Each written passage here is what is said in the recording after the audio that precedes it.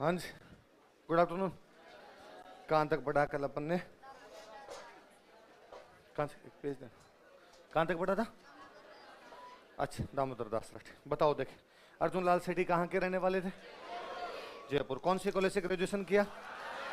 महाराजा college. बाद में किसके सचिव बन गए थे? देवी सिंह कहाँ के सामंत थे? कौन से राजा उनको प्रधानमंत्री बनाना था? तब उन्होंने क्या रिप्लाई दिया? अंग्रेजों को देश से बाहर कौन निकाले? बाद में मथुरा के जैन स्कूल में पढ़ाने लग गए थे। और बाद में कौन सी समिति बनाई? कौन सा विद्यालय स्थापित किया? कब स्थापित किया गया? कहां पे किया गया? जयपुर। किसकी पाठशाला थी? क्रांतिकारियों पाठशाला। बाद में इनके स्टूडेंट कहां बम फेंक के आ गए? कौन से हत्याकांड में गिरफ्तार किए गए? कौन सी जेल भेजे गए? जेल में क्या की? बाहर निकल के गांधी जी कौन सा आंदोलन ज्वाइन किया? कांग्रेस ने कहां का अध्यक्ष बनाया? राजपुताना और मध्य भारत। किसको शरण दी थी? अशफाक उल्लाह खान। कौन से ट्रेन एक्शन में जुड़े हुए थे? पॉलिटिक्स छोड़ देते तो मनाली कौन आए थे? कहां पे आए थे? अजमेर में क्या करते थे? दरगाह में अरबी फारसी पढ़ाते थे। मरने के बाद इनको दो किताबों के नाम बताओ। शूद्र मुक्ति। 3 नाटकों के नाम बताओ। और पार्श्व यज्ञ। केसरी सिंह बार्ट का जन्म कहां पर हुआ? देरावरपुरा खेड़ा। कहां कहां काम किया इन्होंने? मेवाड़ में इनके कहने पे कौन है? कौन से महाराणा को रोका? किस में जाने से? कब लगाया गया? किसके द्वारा? कितने दोहे लिखे? इनको क्या कहा जाता है? कोटा में किस पद पे काम किया था? Superintendent of ethnography. कौन से हत्याकांड में नाम आया? महंत प्यारेलाल हत्याकांड में इनका नाम आया था। महंत प्यारेलाल हत्याकांड में गिरफ्तार कर इनको कहां भेजा गया? वहां से आने के बाद गांधी जी के पास कहां गए? इनकी किताबों के नाम बताओ, देख क्या क्या थी? प्रताप चरित्र, राज सिंह चरित्र, रूठी रानी चरित्र, दुर्गादास, श्यामलदास जी की जीवनी, बुद्ध चरित्र का हिंदी अनुवाद और मेजनी की जीवनी का। इन्होंने कहा था अंग्रेजी मत पढ़ो, मेयो कॉलेज की जगह और इंग्लैंड की बजाय जापान पढ़ने। इस दो महंत प्यारेलाल हत्याकांड था। इनके अलावा और कौन कौन शामिल थे उसमें? सोमदत्त लहरी, हीरालाल जालोरी और रामकरण। सरकारी गवाह कौन बन गया था? अच्छा, उसमें निमेज वाले हत्याकांड में फांसी किसको हुई थी? मोतीचंद। किसको हुई थी? मोतीचंद। काला पानी 2 बंदे फरार हुए थे और 2 बंदे सरकारी गवाह बने थे। कौन कौन? माणिकचंद और शिव नारायण हुए थे। जोरावर सिंह बारट किसके छोटे भाई थे? कौन कौन से 2 मुकदमों में थे? लेकिन अंग्रेज उनको गिरफ्तार। अपना अंतिम समय किस रूप में बिताया? केसरी सिंह जी के बेटे का नाम क्या था? प्रताप सिंह। कौन से बम कांड में थे? कौन से मुकदमे में गिरफ्तार हुए? कौन सी जेल में? कैसे मृत्यु हुई उनकी? पुलिस प्रताड़ना के कारण उनको हत्या कर दी गई। किसने तारीफ की थी उनकी बहादुरी? कौन सी रियासत उनके आने पर रोक लगाई? केसरी सिंह जी के दामाद कौन थे? वो कौन से कांड में जुड़े हुए थे? और किसने इनकी पूरी फैमिली की तारीफ की? अच्छा, जो राव गोपाल सिंह खरवा कहाँ के सामंत थे? पूरे भारत में एक साथ क्रांति कौन करना चाहता था? कब करना चाहते थे? राजस्थान की जिम्मेदारी किसको? इन्होंने क्रांति में किसको शामिल किया? अजमेर और जोधपुर के अंग्रेजों को पता चला, पकड़ के कौन सी जेल में रखा? लेकिन ये जेल से तो वापस कौन सी में रखा? फिर कहां शिफ्ट किया गया? विजय सिंह पति का जन्म कहां पर हुआ था? गुठावली। कहां पे हुआ था? गुठावली। वास्तविक नाम क्या था? किसने राजस्थान भेजा? किसके सहयोगी? कौन सी जेल में रखे गए? फरार होने के बाद कहां स्कूल खोली? ओछड़ी में किस नाम से? इन्हें हम राजस्थान में किसान आंदोलनों का कौन सा समाज स्थापित किया? 2 किताबों के नाम बताओ। जमनालाल बजाज का जन्म कहां पर हुआ था? इन्हें गांधी जी का गुलाम नंबर। कांग्रेस को कितना चंदा दिया? मुस्लिम लीग को कौन सी उपाधि लौटाई? कौन सा संघ बनाया? कब? कहां पे? किसके साथ मिलके? बलवंत सांवलाराम देशपांडे।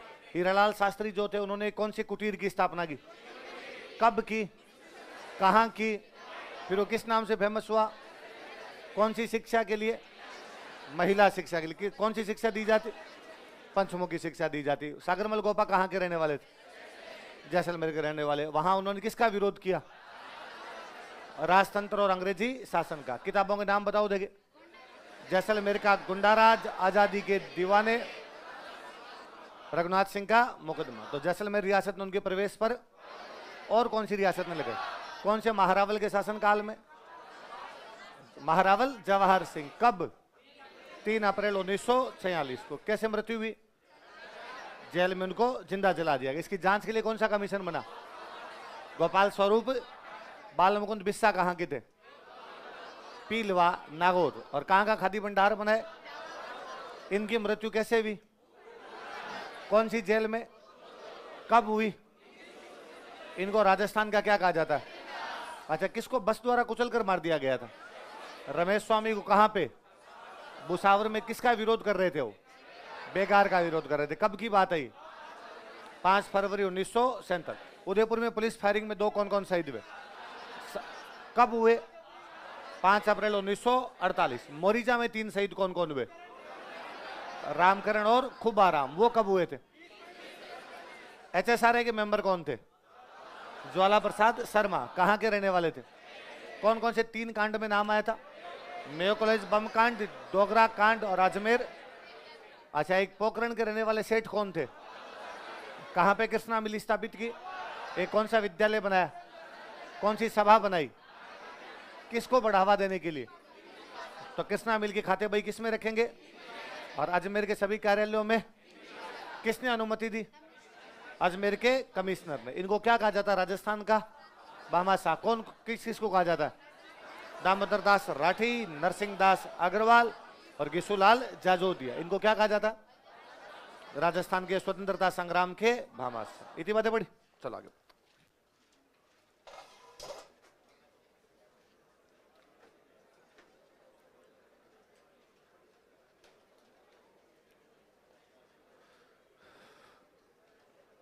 लिखो अंजना देवी चौधरी।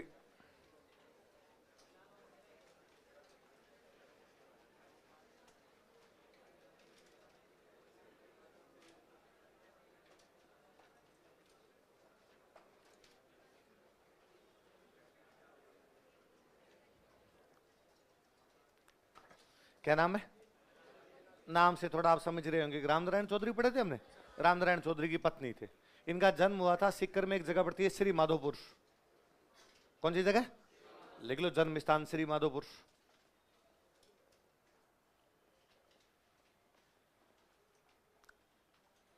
जन्म स्थान श्री माधोपुर, सिक्कर।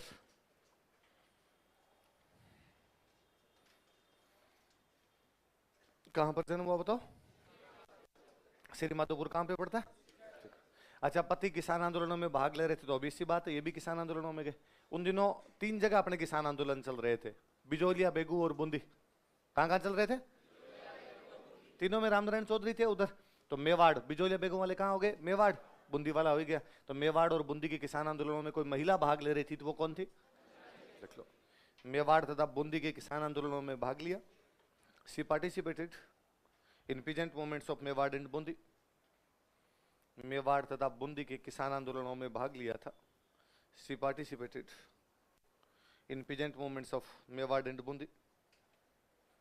मेवाड़ तथा बूंदी के किसान आंदोलनों में भाग लिया था। She participated in peasant movements of Mewar and Bundi. अच्छा, गांधी जी ने एक आंदोलन चलाया था, नाम याद हो तो? सविनय अवज्ञा, है ना? नमक के लिए आंदोलन चलाया। किसके लिए चलाया? तो इसलिए उसका एक नाम और है, नमक सत्याग्रह। क्या बोलते हैं? तो इन्होंने उसमें भी भाग लिया, नमक सत्याग्रह, और इसके अंदर इनको गिरफ्तार कर लिया। सत्याग्रह समझते हो? सत्य मतलब न्याय, आग्रह मतलब प्रयास करना। जस्टिस के लिए जो एफर्ट किया जाता है उसको क्या कहा जाता है? जस्टिस। क्या? तो नमक पे टैक्स लगाया जाता है, ये तो हो गया इनजस्टिस। हम इसको जस्टिस करेंगे, नमक पे हम कर लगाने नहीं देंगे। तो ये आंदोलन क्या कहलाया? नमक सत्याग्रह। इसमें इनको गिरफ्तार किया गया था। लिखो, नमक सत्याग्रह के दौरान इन्हें गिरफ्तार कर लिया गया था। She was arrested during salt Satyagraha. नमक सत्याग्रह के दौरान इन्हें गिरफ्तार कर लिया गया था। She was arrested during salt Satyagraha. नमक सत्याग्रह के दौरान इन्हें गिरफ्तार कर लिया गया था। She was arrested during salt Satyagraha. अब अपने याद रखने वाली बात सुनना, ये अपने राजस्थान की पहली महिला है जिनको फ्रीडम मूवमेंट में गिरफ्तार किया गया। इससे बोले फ्रीडम मूवमेंट में किसी भी महिला को गिरफ्तार, अब ये काम की बात है, स्टार लगा के लिखो।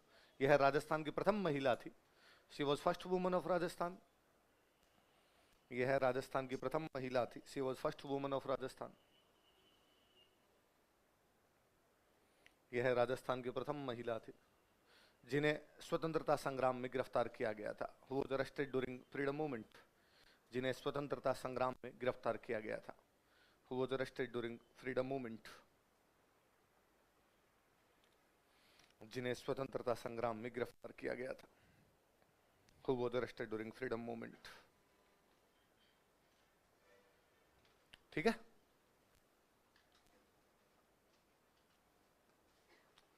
अगला लिखो, रमा देवी जोशी। इसके स्टार लगा ना लास्ट लाइन के, ये सवाल पूछा हुआ आपने। अगला लिख लो, रमा देवी जोशी।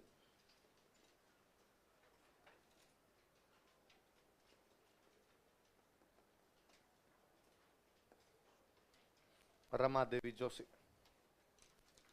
जन्म स्थान लिखो जयपुर, ये जयपुर की रहने वाली थी भाई। जन्म स्थान जयपुर। इनके थोड़ा पति का नाम याद रखना, क्योंकि इतना फेमस नाम नहीं, हमने पढ़ा नहीं था पहले, तो कोई इस बहाने इनका नाम भी याद हो जाएगा। लादूराम जोशी, पति का नाम लिख लो, लादूराम जोशी।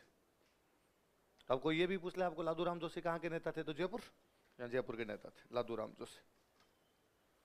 फिर इसलिए भी याद रख लेना है कि रमा देवी जोशी ने इन लादूराम जोशी के साथ में विडो रीमैरिज की थी। रमा देवी की पहले शादी हो गई थी, 7-8 साल की उम्र में विधवा हो गए थे, बाल विवाह हुआ, पति की डेथ हो गई तो विधवा हो गई, तो दोबारा इन लादूराम जोशी से शादी की थी। इंटरकास्ट मैरिज थी, विडो रीमैरिज थी।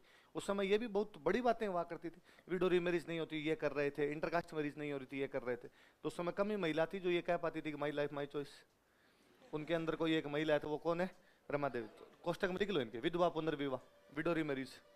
लादूराम जोशी कोष्टक में लिख लो ताकि याद रहेगा इस बाने, विधवा पुनर्विवाह, विडो रीमैरिज।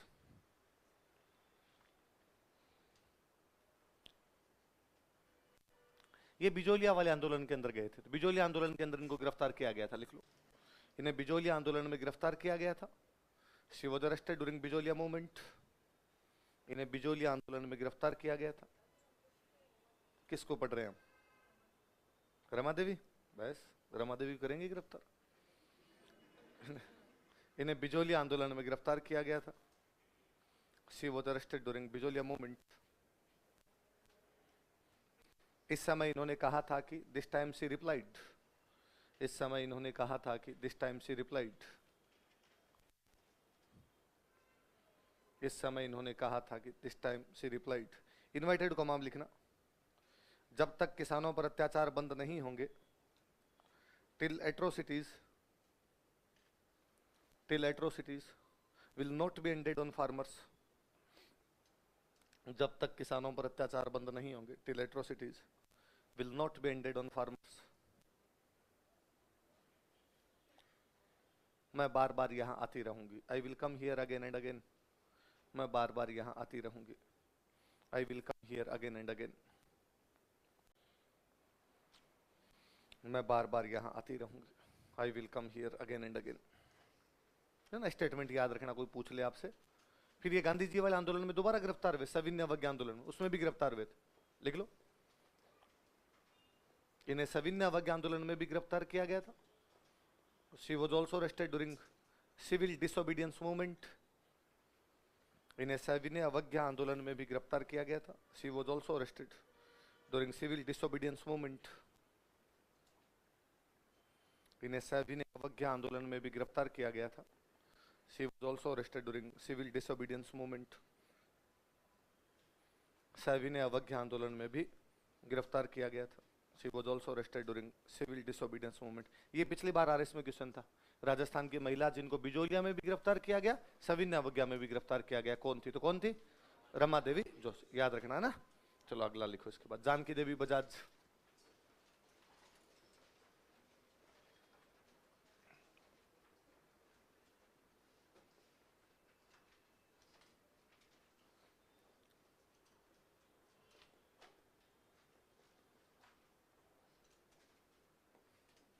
जानकी देवी बजाज। जन्म स्थान लिखो, मध्य प्रदेश में एक जगह पड़ती है जावरा। जन्म स्थान जावरा, मध्य प्रदेश।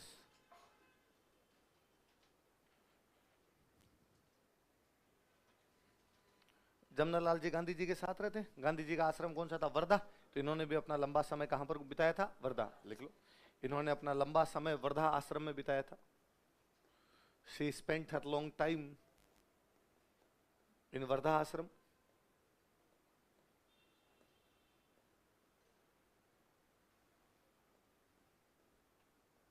इन्होंने अपना लंबा समय वर्धा आश्रम में बिताया था। वर्धा कहां पड़ता है? महाराष्ट्र।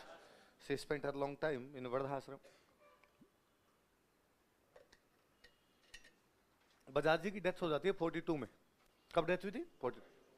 40 बजाज जी जयपुर प्रजामंडल के अध्यक्ष थे, बताया था मैंने। बजाज जी के बाद में मरने के बाद 44 में जयपुर प्रजामंडल का अधिवेशन हुआ। उस अधिवेशन में अध्यक्ष किसे बनाया गया? तो किसको बनाया गया? तो कोई पूछेगा जयपुर प्रजामंडल के 1944 में अध्यक्ष किसको बनाया गया था, या कब बनाया गया? लिखो 1944 ईस्वी में, इन 1944 एडी। 1944 ईस्वी में, 1944 एडी इन्हें जयपुर प्रजामंडल का अध्यक्ष बनाया गया था। She was appointed as president of या चेयरपर्सन ऑफ जयपुर प्रजामंडल। इन्हें जयपुर प्रजामंडल का अध्यक्ष बनाया गया था। She was appointed as chairperson of Jaipur Prajamandal. इन्हें जयपुर प्रजामंडल का अध्यक्ष बनाया गया था। ये सवाल पूछा हुआ, स्टार लगाना इसके भी। She was appointed as chairperson of Jaipur Prajamandal. Jaipur Prajamandal का अध्यक्ष बनाया गया। सेवा भावी थे तो गौ सेवा आयोग का भी अध्यक्ष बनाया गया। किसका अध्यक्ष बनाया गया? गौ। लिख लो, इन्हें गौ सेवा आयोग का भी अध्यक्ष बनाया गया था। She was also appointed as chairperson of Gau Seva commission. इन्हें गौ सेवा आयोग का भी अध्यक्ष बनाया गया था। She was also appointed as chairperson of Gau Seva commission. इन्हें गौ सेवा आयोग का भी अध्यक्ष बनाया गया था। She was also appointed as chairperson of Gau Seva commission. सेठानी थे, 108 कुएं बनवाए थे। कितने कुएं बनवाए थे? लिख लो, इन्होंने 108 कुओं का निर्माण करवाया था। She built 108 wells. इन्होंने 108 कुओं का निर्माण करवाया था। She built 108 Wales.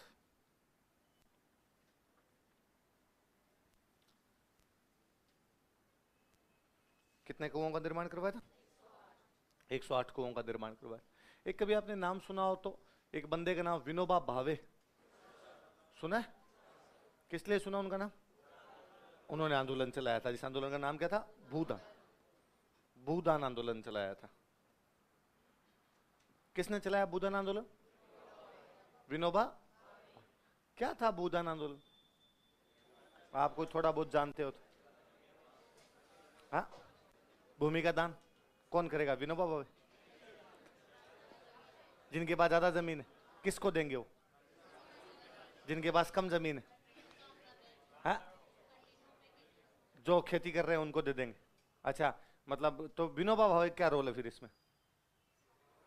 भाई आपके पास ज्यादा जमीन, मेरे पास कम जमीन, आपने मेरे को दे दी, विनोबा भावे बिचौलिया है, दलाल है? क्या कर रहे हैं विनोबा भावे? हाँ, क्या था योगदान? क्यों क्यों क्यों चलाना पड़ गया ऐसा आंदोलन? हाँ, उनका शोषण हो रहा था। तो विनोबा भावे कौन है ये कहने वाले कि शोषण मत करो? वो मंत्री थे, प्रधानमंत्री थे, राज्यपाल थे, मुख्यमंत्री थे, और विनोबा भावे कहने पे कोई कैसे दे देगा? हाँ, खड़े होके बता, जो बोल रहा है पीछे, खड़े होके बता क्या थे बात। फिर लुगाइयों की तरह बोलना बंद करो। ऐसे नीचे मुंह करके लुगाइयां बोलती है। हाँ, और कोई किसे आ रहा हो तो मेरी सुनो, देखो बात, आगे से कोई पूछे तो ढंग से बताना। कभी कोई इंटरव्यू में पूछ ले और पूछ ले, सीरियसली आ करो चीजों को। हुआ क्या कि जब आपका देश आजाद हुआ, देश की आजादी का केवल मतलब इतना है, पॉलिटिकल फ्रीडम। मतलब क्या है? राजनीतिक आजादी। जिस सीट पे पहले गवर्नर जनरल बैठता था उस सीट पे आगे बैठ जाएगा प्रधानमंत्री। जिस सीट पे पहले अंग्रेज बैठते थे उस पे आगे बैठ जाएंगे इंडियन। यही तो मतलब हुआ, पावर ट्रांसफर। पावर ट्रांसफर होगी, अंग्रेजों से पावर ट्रांसफर होकर इंडियंस के पास में आ गई। इतना ही तो मतलब है। लेकिन क्या आजादी का मतलब केवल इतना था कि हम राजनीतिक रूप से आजादी प्राप्त कर ले? नहीं। हमारे भगत सिंह और उनका सबका सपना था कि संपूर्ण क्रांति क्या होनी चाहिए?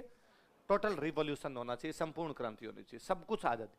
तो संपूर्ण क्रांति में हमें और क्या चाहिए? तो कहा हमें राजनीतिक भी चाहिए, सामाजिक भी चाहिए, आर्थिक भी चाहिए।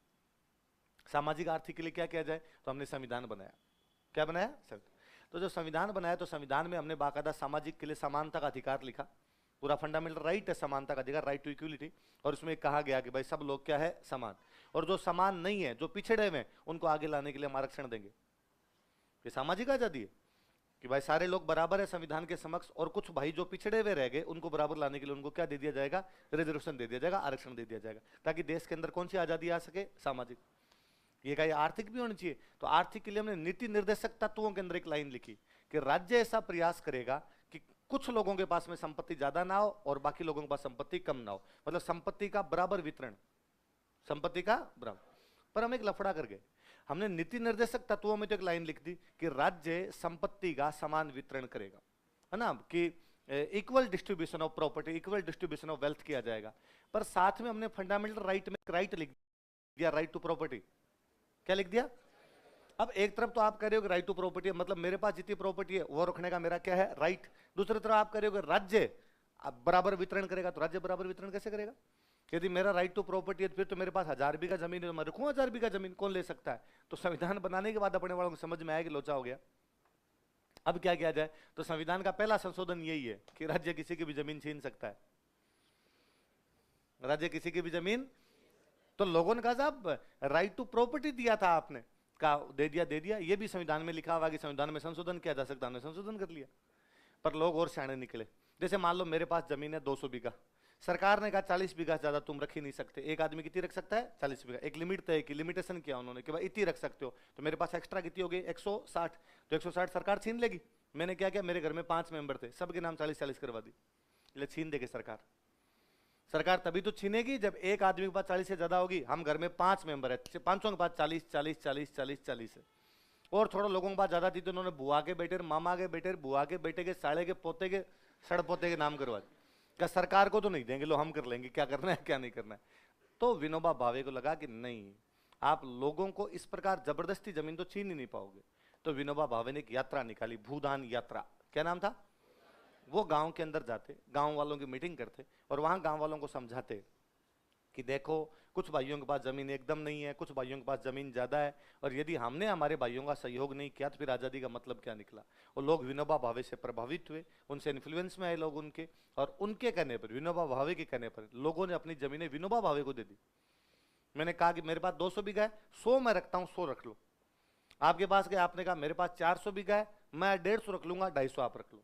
किसी ने कहा मेरे पास 800 बीघा है, मैं 300 रख लूंगा, 500 आप रख लो। तो विनोबा भावे को जमीनें सौंपी, जमीनों कागज दिए, विनोबा भावे ने जमीनों कागज दिए सरकार को। किसको दिए? सरकार ने वो लेके जमीनें बांटी। फाइनली बांटने काम तो सरकार करेगी ना, डॉक्यूमेंट तो सरकार बना के देगी। ये जो आंदोलन था, इस आंदोलन का नाम है भूदान। क्या नाम है? समझ में आई बात? भूमि का दान कर दिया तो इसलिए नाम क्या पड़ा इसका? भूत। किसने किया? जमींदारों। किसको किया? विनोबा भावे को। विनोबा भावे ने किसको दी? सरकार। सरकार ने किसमें बांटी? उन किसानों को जिन किसानों के पास में जमीनें नहीं। पहले बड़ी बात भाई, क्यों जरूरत पड़ गई, सरकार खुद ही कर लेती, पर सरकार के सामने कई लीगल लोचे आने लग गए, तो विनोबा भावे ने कहा मैं कर देता हूं। तो हम एक बात कहते हैं भाई, ये जो तरीका है ना इस प्रकार से कि विरोधियों को भी आप अपने पक्ष में लेके आ जाते हो, ये तरीका था गांधी जी का। किसका तरीका था? भाई लोगों को जबरदस्ती कुछ नहीं छीन सकते, लोगों को प्यार से कुछ भी आप उनसे ले सकते हो। तो हम हमेशा कहते हैं कि गांधी जी के राजनीतिक उत्तराधिकारी कौन है? कि जवाहरलाल नेहरू। कौन है? गांधी जी के आध्यात्मिक उत्तराधिकारी कौन है? वो जो स्पिरिचुअल वाली जो बातें कर रहे थे वो कौन कर रहे थे? विनोबा भावे। पॉलिटिकल जो बातें कर रहे थे वो कौन कर रहे थे? जवाहरलाल।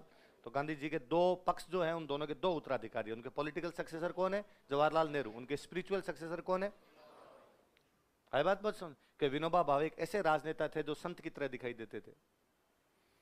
विनोबा भावे ऐसे राजनेता थे जो संत की तरह दिखाई देते थे। तो पॉलिटिशियन, वही आदमी पॉलिटिशियन ही कर सकता है, इसके दिमाग में इस प्रकार की चीजें आती हो। ये भी पॉलिटिक्स ही है ना, किसी की लेनी किसी को बांटनी, पर वो संत की तरह दिखाई देते, लोग उनके प्रभाव में आते और उनको अपनी जमीनें दे दिया करते।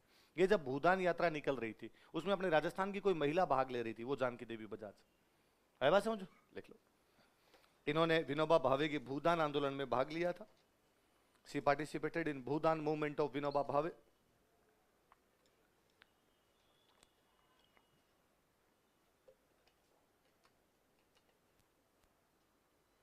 विनोबा भावे के भूदान आंदोलन में भाग लिया था। शी पार्टिसिपेटेड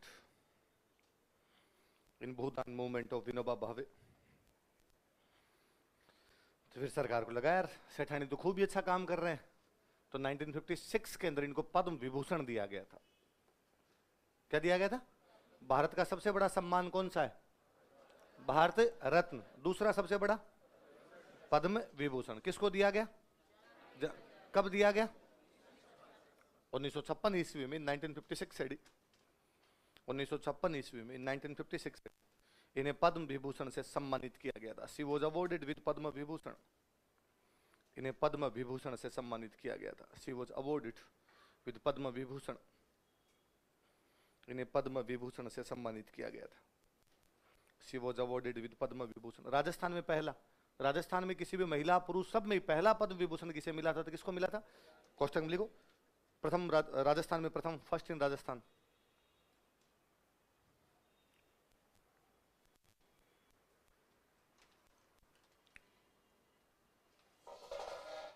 अगला लिखो, रतन शास्त्री।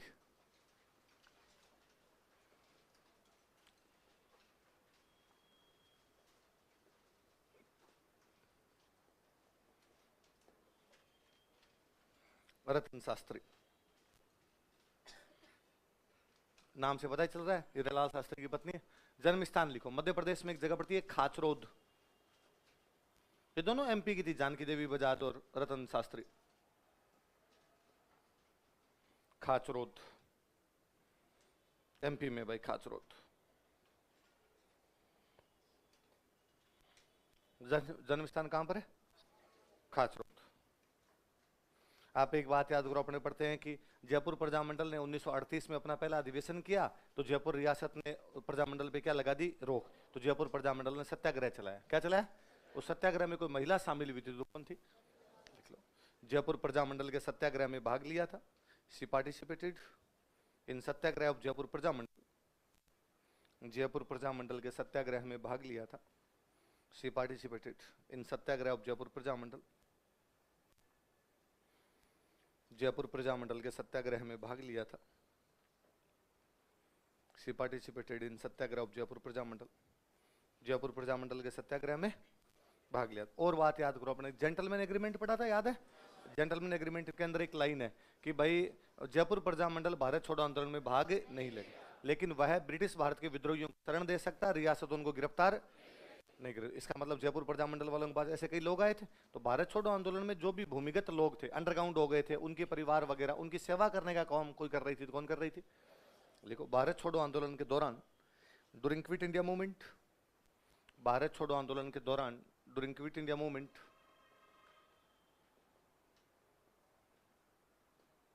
भारत छोड़ो आंदोलन के दौरान, ड्यूरिंग क्विट इंडिया मूवमेंट, इन्होंने भूमिगत कार्यकर्ताओं तथा उनके परिवारों की सेवा की थी। She served underground workers and their families. इन्होंने भूमिगत कार्यकर्ताओं तथा उनके परिवारों की सेवा की थी। She served underground workers and their families. इन्होंने भूमिगत कार्यकर्ताओं तथा उनके परिवारों की सेवा की थी।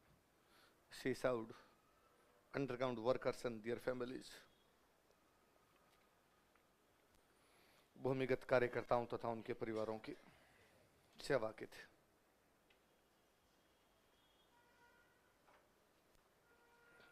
सरकार ने 1955 में इनको पद्मश्री दिया था। क्या दिया था?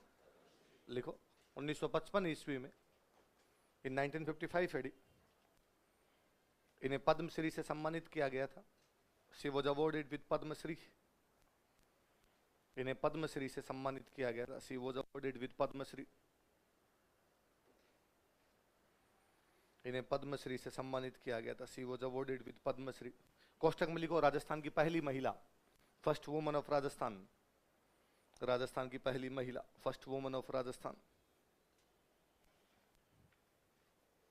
तो राजस्थान की पहली महिला जिनको पद्मश्री मिला कौन थी? रतन शास्त्री। 1975 में, मतलब 20 साल बाद, इनको एक अवार्ड और मिला, पद्म भूषण। क्या दिया गया? तो कोई पूछेगा राजस्थान की महिला जिनको 2 पद्म पुरस्कार मिले हुए कौन है? तो कौन है? लिख लो, 1975 ईस्वी में, 1975 एडी। 1975 ईस्वी में, 1975 एडी।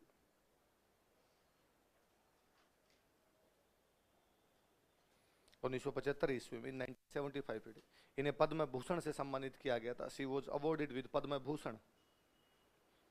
इन्हें पद्म भूषण से सम्मानित किया गया था। She was awarded with Padma Bhushan.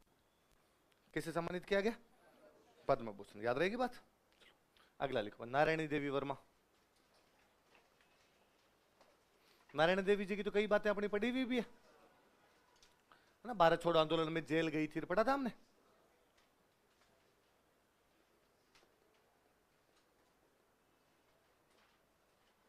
Narayani देवी वर्मा 1944 में भीलवाड़ा के अंदर एक महिला आश्रम की स्थापना करते हैं। किसकी स्थापना करते हैं? महिला आश्रम। कब? लिख लो, 1944 ईस्वी में। इन 1944, 1944 ईस्वी में, 1944 भीलवाड़ा में महिला आश्रम की स्थापना की थी। शी फाउंडेड महिला आश्रम एट भीलवाड़ा। भीलवाड़ा में महिला आश्रम की स्थापना की थी। शी फाउंडेड महिला आश्रम एट भीलवाड़ा। भीलवाड़ा में महिला आश्रम की स्थापना की थी। शी फाउंडेड महिला आश्रम एट भीलवाड़ा। किसकी स्थापना की थी? महिला आश्रम की स्थापना की थी।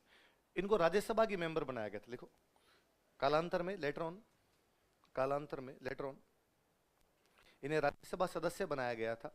She was elected as member of Rajya Sabha. इन्हें राज्यसभा सदस्य बनाया गया था। She was elected as member of Rajya Sabha. इन्हें राज्यसभा सदस्य बनाया गया था। She was elected as member of Rajya Sabha. इन्हें राज्यसभा सदस्य बनाया गया था। राज्यसभा कार्यकाल कितने साल का होता है?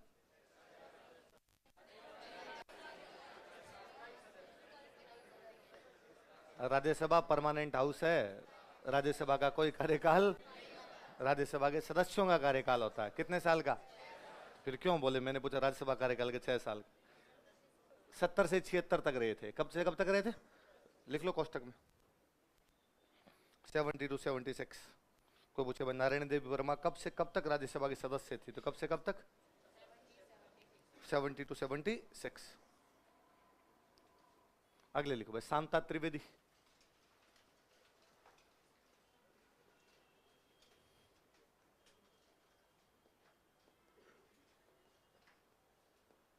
शांता त्रिवेदी, इन्होंने उदयपुर में बनाई थी महिला परिषद। क्या बनाई थी? Women's council. लिख लो, उदयपुर में महिला परिषद की स्थापना की थी। She founded women's council at Udaipur. Udaipur में महिला परिषद की स्थापना की थी। She founded women's council at Udaipur. Udaipur में महिला परिषद की स्थापना की थी। She founded women's council at Udaipur. Udaipur में किसकी स्थापना की थी? महिला परिषद। इनका एक स्टेटमेंट है, याद रखना, एग्जाम में पूछा हुआ। इन्होंने एक बार कहा था कि भाई सुन लो पहले बात, कि आर्थिक सशक्तिकरण के बिना, बोलो देखे, विदाउट इकोनॉमिक एम्पावरमेंट, आर्थिक सशक्तिकरण के बिना महिलाओं के लिए राजनीतिक आजादी का कोई अर्थ नहीं है। राजनीतिक आजादी का कोई अर्थ कि भाई आप कहते हो महिला चुनाव लड़ सकती है, महिला वोट दे सकती है, पर मतलब क्या है? महिलाओं के पास पैसे तो है नहीं। जब तक महिला को यह कहना पड़ेगा, जब भी पैसे की बात आएगी महिला ये बोलेगी कि इनसे पूछना पड़ेगा, तब तक राजनीतिक आजादी का कोई मतलब है। फिर राजनीतिक आजादी का मतलब केवल इतना ही है कि फिर आप गांव के अंदर सरपंच पति, प्रधानपति, प्रमुख पति बना के छोड़ दोगे, है ना, कि महिला सरपंच है, सरपंची सरपंच साहब ही कर रहे हैं।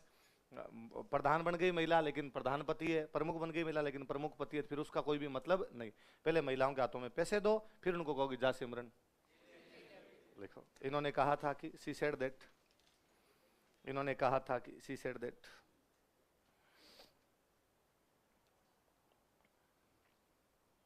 इन्वर्टेड को माम लिखना, बिना आर्थिक सशक्तिकरण के, विदाउट इकोनॉमिक एम्पावरमेंट, बिना आर्थिक सशक्तिकरण के, विदाउट इकोनॉमिक एम्पावरमेंट, बिना आर्थिक सशक्तिकरण के, विदाउट इकोनॉमिक एम्पावरमेंट, महिलाओं के लिए राजनीतिक आजादी का कोई अर्थ नहीं है। There is no mean of political freedom for women. There is no mean of political freedom for women. महिलाओं के लिए राजनीतिक आजादी का कोई अर्थ नहीं है। There is no mean of political freedom for women. महिलाओं के लिए राजनीतिक आजादी का कोई अर्थ नहीं है। There is no mean of political freedom for women. महिलाओं के लिए राजनीतिक आजादी का कोई अर्थ नहीं है। किसने कहा था ऐसा? तो बात भी सही है, गलत बात थोड़ी है ना, कि भाई अपने गांव में सरपंच के चुनाव में महिलाएं भाग लेती है, लेकिन क्या वास्तव में इनको राजनीतिक आजादी मिली है? नहीं मिली। क्यों नहीं मिली? क्योंकि उनके पास पैसे टके का हिसाब है। तो मुझे याद आता है कि हम जब बहुत 5वीं तक मैं पढ़ा करता, हमारे जो ग्राम पंचायत थी वहां पे एक महिला सरपंच बने, गुरमीत कौर। क्या नाम? गुरमीत। पर सरपंच ही उनके पति करते, दलीप सिंह उनके पति का नाम था। तो अब हम गांव में यूं सुनते टाबर कि सरपंच साहब कौन है, सरपंच साहब कौन है, दलीप सिंह। दलीप सिंह सरपंच साहब है, दलीप सिंह सरपंच साहब है। स्कूल में जब टीचर याद करवाते, बताओ अपनी ग्राम पंचायत के सरपंच का नाम क्या है, गुरमीत कौर। अब हम बच्चे कंफ्यूज रहते, भाई अपने गुरमीत कौर है या दलीप सिंह है। तो हमारे यहाँ हर सैटरडे को बाल सभा हुआ करती, तो उस बाल सभा में से क्वेश्चन पूछते, भारत का प्रधानमंत्री बताओ, भारत का राष्ट्रपति बताओ, हमारे राजस्थान के वैज्ञानिकों के नाम बताओ, ऐसे क्वेश्चन पूछते। तो एक दिन किसी बच्चे से क्वेश्चन पूछा कि बताओ अपनी ग्राम पंचायत के सरपंच कौन है। तो बच्चा डाफा चूक, उसको लगे क्या बताया जाए, सरपंच गुरमीत कौर है कि दलीप सिंह है। तो उसने कहा दलीप कौर। मिक्स किया दोनों को उसने, भाई दलीप लिया और उधर का क्या लिया, कौर लिया, का दलीप कौर है। तो वो बात है, क्योंकि बच्चे ने देखा हमेशा दलीप सिंह जी को ही था सरपंची में, पर उसके कौर कौर उधर वाला याद रहा, तो दोनों मिक्स कर दिए। तो शांता त्रिवेदी वाली बात सही है कि बिना आर्थिक सशक्तिकरण के महिलाओं के लिए राजनीतिक आजादी का कोई अर्थ। फिर मैं 5-6 महिलाओं के नाम लिख रहा हूं, केवल नाम नाम याद रखना, कहां की थी इतना आप पूछेंगे कोई, तो मैं आगे एक लिस्ट बना देता हूं, आप उतार लो, बाद में अपने आगे अगले टॉपिक पे चलेंगे।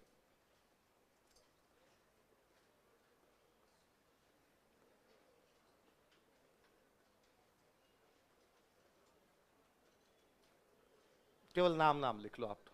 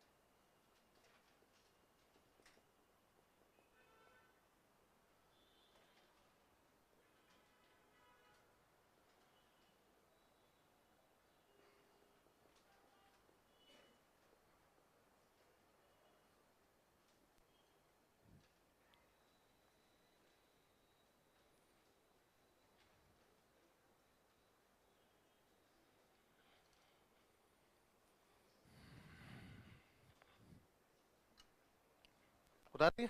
बताओ देखे, प्रकाशवती सिन्हा कहाँ की है, कमला स्वाधीन, दुर्गावती शर्मा, सरस्वती बोरा, और जोधपुर वाली महिलाओं के नाम बताओ देखे, सावित्री देवी भाटी, महिमा देवी किंकर, रमा।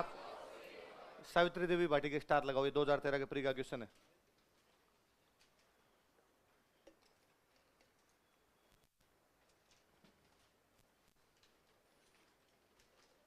एक मैंने बीकानेर वाले प्रजामंडल में लिखवाई थी क्या, लक्ष्मी देवी आचार्य, लिखवाई भी है?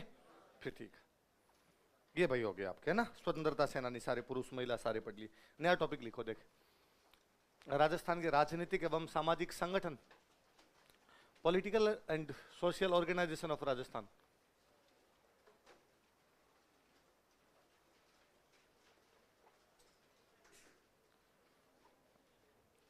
राजस्थान के राजनीतिक एवं सामाजिक संगठन, political and social organisation of Rajasthan.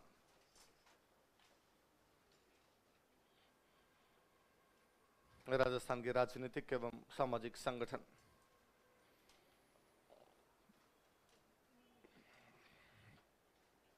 Political and social organisation of Rajasthan, राजनीतिक एवं सामाजिक संगठन। एक पहले मैं एक संगठन जो राजस्थान से बाहर का संगठन था, पहले मैं उसकी बात करूंगा, क्योंकि राजस्थान में सबसे अधिक पॉलिटिकल इन्फ्लुएंस यदि किसी संगठन का रहा था वही था, या पॉलिटिकल अवेयरनेस कोई संगठन लेके आया था वही लेके आया था आर्य समाज। नाम सुना होगा सबने? तो आर्य समाज का बहुत बड़ा प्रभाव अपने यहाँ पर पड़ा था। देखो अपने किसान आंदोलन की विशेषता में भी मैंने आर्य समाज लिखाया था। प्रजामंडल पढ़ रहे थे तभी हमने पढ़ा था कि आर्य समाज के स्वामी श्रद्धानंद सरस्वती से धौलपुर में राजनीतिक चेतना आई थी। तो पहले उसके बारे में पढ़ते हैं। लिखो आर्य समाज।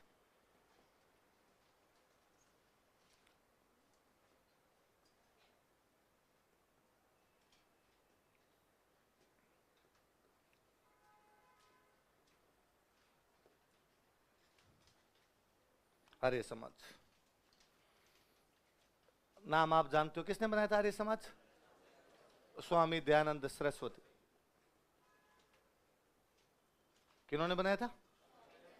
स्वामी दयानंद सरस्वती। किसकी स्थापना की थी?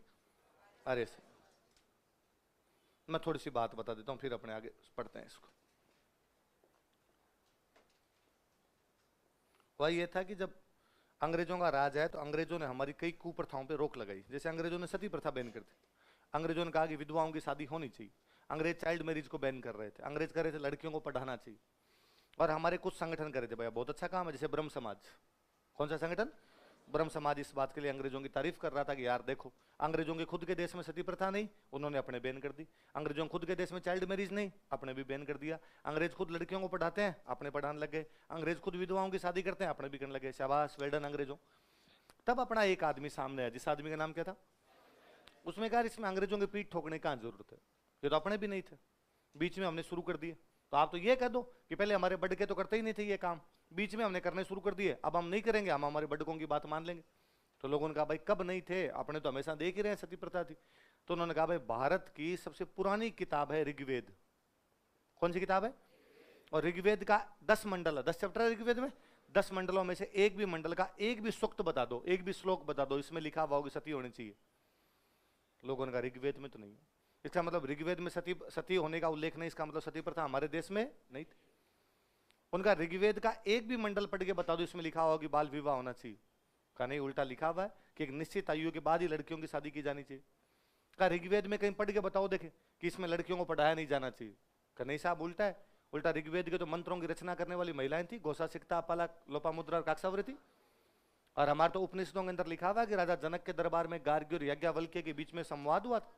यदि गार्गी संवाद में भाग ले रही है, इसका मतलब गार्गी पढ़ी लिखी है। गार्गी राजा जनक के दरबार में खड़ी होकर बोल रही है, इसका मतलब महिलाएं पर्दा नहीं रखती है। गार्गी यदि वहां खड़े होकर बोल रही है, इसका मतलब महिला राजा की सभा के अंदर जाके बोल सकती है। तो ये पढ़ाई वाली बात भी आपकी तो गलत है। उन्होंने कहा मुझे और बताओ देखे कि कहाँ लिखा हुआ है कि महिला पुनर्विवाह नहीं कर सकती। कहा नहीं, छोड़ो, अपने ऋग्वेद में ये है कि महिला यदि चाहे तो अपने पति को छोड़कर किसी दूसरे पति के साथ भी दोबारा शादी कर सकती है। इन परिस्थितियां और बताई हुई, इन परिस्थितियों के अंदर ये सब भी किया जा सकता है। इसका मतलब विधवा पुनर्विवाह भी हमारा तो होता था। तो उन्होंने कहा कि इसका मतलब पहले अपना समाज ये सब करता था, बीच में हमारे समाज ने करने बंद कर दिए, अब हमारे वापस उस पुराने समाज की तरफ हम लौट जाएंगे। इसलिए नारा दिया वेदों की ओर लौटो। क्या नारा दिया? वेदों की ओर लौटो, बैक टू द वेदास, वेदों की ओर लौटो। अच्छा, वे लोग कौन थे जो इन कुप्रथाओं को नहीं मानते थे, जिनमें ये चीजें नहीं थी? कहा वेदों के अंदर जो लोग हैं वो थे। वेदों में लोगों को क्या कहा गया? आर्य। वेदों में लोगों को क्या कहा गया? आर्य का मतलब होता है कुलीन, श्रेष्ठ, एलिट क्लास के जो लोग होते हैं, श्रेष्ठ जो लोग होते हैं, उनको क्या कहा गया? आर्य। इसलिए जब आप रामायण महाभारत ये जब देखते सुनते हो तो सीता जी आगे राम जी करेंगे हे आर्य पुत्र, बोल रहे हैं बार बार हे आर्य वर। तो आर्य का मतलब क्या होता है? श्रेष्ठ या कुलीन होता है। तो इन्होंने कहा हम श्रेष्ठ समाज बनाएंगे, आर्य समाज बनाएंगे। कैसा समाज बनाएंगे?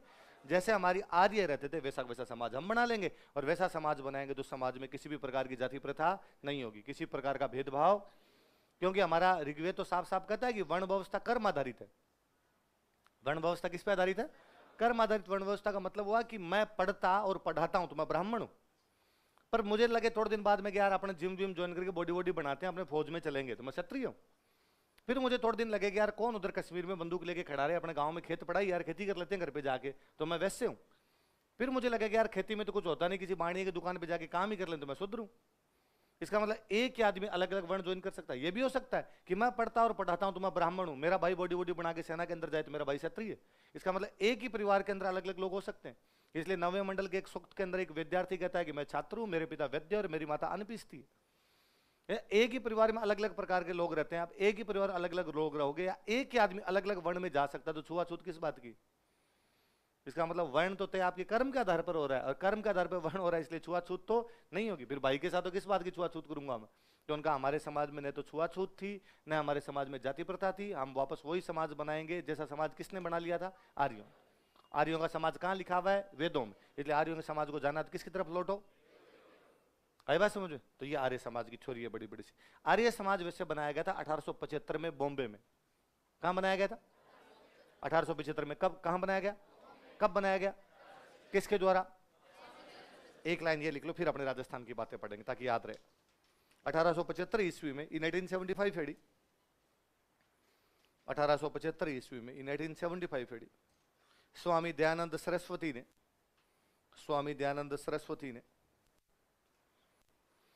स्वामी दयानंद सरस्वती, स्वामी दयानंद सरस्वती ने बॉम्बे में आर्य समाज की स्थापना की थी। Founded Arya Samaj eight Bombay. बॉम्बे में आर्य समाज की स्थापना की थी। Founded Arya Samaj eight Bombay.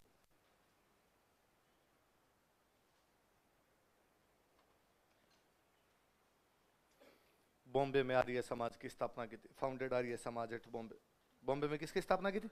इसको बॉक्स में बंद कर लो, है ना? तो आर्य समाज की बात है। अपने जो स्वामी जी की काम पढ़ेंगे, क्या क्या किया उन्होंने राजस्थान में। इसको एक लाइन को बॉक्स में बंद करना, क्योंकि स्वामी जी अपने राजस्थान में बहुत जल्दी आने लग गए थे। अपने राजस्थान में सबसे पहले आए थे करौली। कहां पे आए थे? 1865 में। उन दिनों करौली में एक राजा हुआ करते, मदन पाल। कौन राजा थे? याद है आपको? करौली के राजा मदन पाल ने कोटा के राजा राम सिंह सेकंड की सहायता की थी, अंग्रेजों ने 17 तोपों की सलामी दी थी। पढ़ते हैं हम। उन मदन पाल ने स्वामी जी को बुलाया, तो राजस्थान में स्वामी जी पहली बार कहीं आए थे, तो कहां आए थे? किसके बुलाने पे? कब आए थे? 1865 ईस्वी में, इन 1865 एडी। 1865 ईस्वी में, इन 1865 एडी, राजा मदन पाल के बुलाने पर, on invitation of king Madan Pal, राजा मदन पाल के बुलाने पर, on invitation of king Madan Pal, राजा मदन पाल के बुलाने पर, on invitation of king Madan Pal, Swami ji ने करौली की यात्रा की थी। स्वामी जी विजिटेड करौली। स्वामी जी ने करौली की यात्रा की थी। स्वामी जी विजिटेड करौली। स्वामी जी ने करौली की यात्रा की थी। स्वामी जी विजिटेड करौली। यह उनकी पहली राजस्थान यात्रा थी। It was his first Rajasthan visit. यह उनकी पहली राजस्थान यात्रा थी। It was his first Rajasthan visit. यह उनकी पहली राजस्थान यात्रा थी। It was his first Rajasthan visit. 1881 के अंदर दोबारा आते हैं भरतपुर। कहां पर आते हैं? अब सुनना, देखो, जिस साल 1881 में भरतपुर आए, फिर लोगों ने कहा साहब हमारे भी आओ, हमारे भी आओ। तो इसी साल ये पहुंचे अजमेर। कहां पर गए? और अजमेर में इन्होंने बनाया आर्य समाज। अजमेर में क्या बनाया? आर्य समाज। इसी साल आए जयपुर, और जयपुर में बनाई वैदिक धर्म सभा। क्या बनाई जयपुर में? एक ही बात है, वैदिक धर्म सभा, आर्य समाज, सेम सेम सी बातें होगी। तो आर्य समाज कहां स्थापित किया गया? अजमेर। कहां पे स्थापित किया गया? और जयपुर में क्या बनाएगी? वैदिक धर्म सभा। इसी साल एक बंदे ने इनको बुला लिया चित्तौड़, या मेवाड़ का दूंगा, मेवाड़ बुला लिया। कवि राजा श्यामल दास जी। किसने बुलाया? लिखो थोड़ा। 1881 ईस्वी में, 1881 एडी, 1881 ईस्वी में, इन 1881 एडी, इन्होंने भरतपुर की यात्रा की। He visited Bharatpur. इन्होंने भरतपुर की यात्रा की। He visited Bharatpur. इस वर्ष जयपुर में आर्य समाज, सॉरी अजमेर में आर्य समाज तथा जयपुर में वैदिक धर्म सभा स्थापित किए गए। इस वर्ष दिस ईयर अजमेर में आर्य समाज तथा जयपुर में वैदिक धर्म सभा की स्थापना की गई। आर्य समाज एट अजमेर एंड वैदिक धर्म सभा eight Jaipur were founded. Arya Samaj eight Ajmer and वैदिक धर्म सभा एट जयपुर वर फाउंडेड। अजमेर में आर्य समाज तथा जयपुर में वैदिक धर्म सभा की स्थापना की गई। आर्य समाज एट अजमेर एंड वैदिक धर्म सभा एट जयपुर वर फाउंडेड। अजमेर में आर्य समाज तथा जयपुर में वैदिक धर्म सभा की स्थापना की गई। आर्य समाज एट अजमेर एंड वैदिक धर्म सभा एट जयपुर वर फाउंडेड।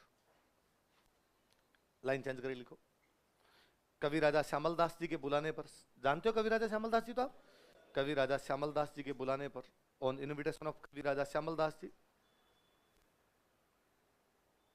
कवि राजा श्यामल दास जी के बुलाने पर, ऑन इनविटेशन ऑफ कवि राजा श्यामल दास जी, इस वर्ष इन्होंने मेवाड़ की यात्रा की। He visited Mewar this year.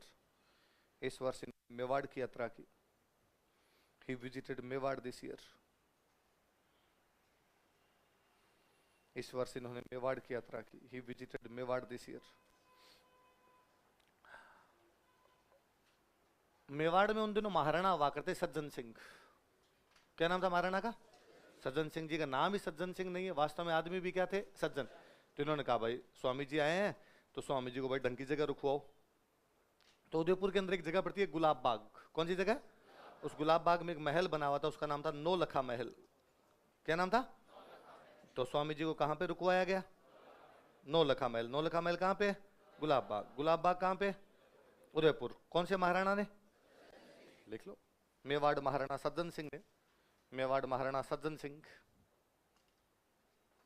Mewar Maharana Sajjan Singh ने। मेवाड़ महाराणा सज्जन सिंह। सज्जन सिंह ने इन्हें उदयपुर के गुलाब बाग के नौलखा महल में, इन्हें उदयपुर के गुलाब बाग के नौलखा महल में रुकवाया था। गोट स्टेड हिम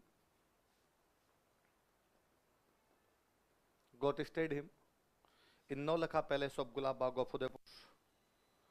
इन्हें उदयपुर के गुलाब बाग के नौलखा महल में रुकवाया था। Mewar Maharana Sajjan Singh got stayed him in Naulakha palace of Gulab Bagh of Udaipur. Udaipur के गुलाब बाग के नौलखा महल में रुकवाया था, या रुकने की व्यवस्था की थी, कुछ ही लिख लो। रुकने की व्यवस्था की थी। स्वामी जी को जगह बड़ी पसंद आई। उन्होंने कहा यार ये जोरदार है, महल का महल, बाग का बाग। तो स्वामी जी ने यहीं बैठ के अपनी एक किताब में थोड़ी काट छांट की। स्वामी जी की एक बहुत फेमस बुक है सत्यार्थ प्रकाश। कौन सी बुक है? एक बार पहले लिख चुके थे सत्यार्थ प्रकाश को, पर कमियां थी उसमें। कमियां थी तो यहाँ पे बैठ के दोबारा लिखी। किसी किताब को दोबारा लिखते हैं तो जो अगला, जैसे भी संस्करण बोलते हैं उनको क्या बोलते हैं? एडिशन। इंग्लिश वाला सब ज्यादा यूज में लेते हैं अपने। कहते हैं बुक का फर्स्ट एडिशन आ गया, सेकंड एडिशन आ गया। तो सेकंड एडिशन कौन सी बुक का? सत्यार्थ प्रकाश। कहां पे बैठ के लिखा गया? गुलाब बाग के कौन से महल में? किसके द्वारा? लिख लो। यहीं पर स्वामी जी ने सत्यार्थ प्रकाश का दूसरा संस्करण लिखा था। Swami ji wrote second edition of Satyarth Prakash year. यहीं पर स्वामी जी ने सत्यार्थ प्रकाश का द्वितीय संस्करण लिखा था।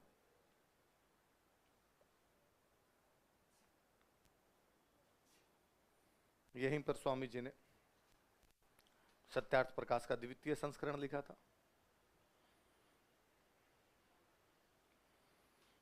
Swami ji wrote second edition of Satyarth Prakash year. Swami ji wrote second edition of Satyarth Prakash year. Sajjan Singh जी के साथ अच्छी दोस्ती हो गई तो फरवरी 1883 में यहां पर एक सभा बनाएगी। उस सभा का नाम था परोपकारिणी सभा। क्या नाम था? देखो नाम से पता चलता है परोपकारिणी सभा का काम क्या होगा? परोपकार करना, मतलब दूसरे लोगों का ध्यान रखना।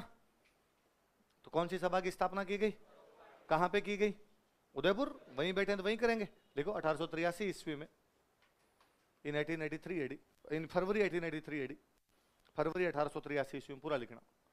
फरवरी 1883 ईस्वी में, इन फरवरी 1883 एडी,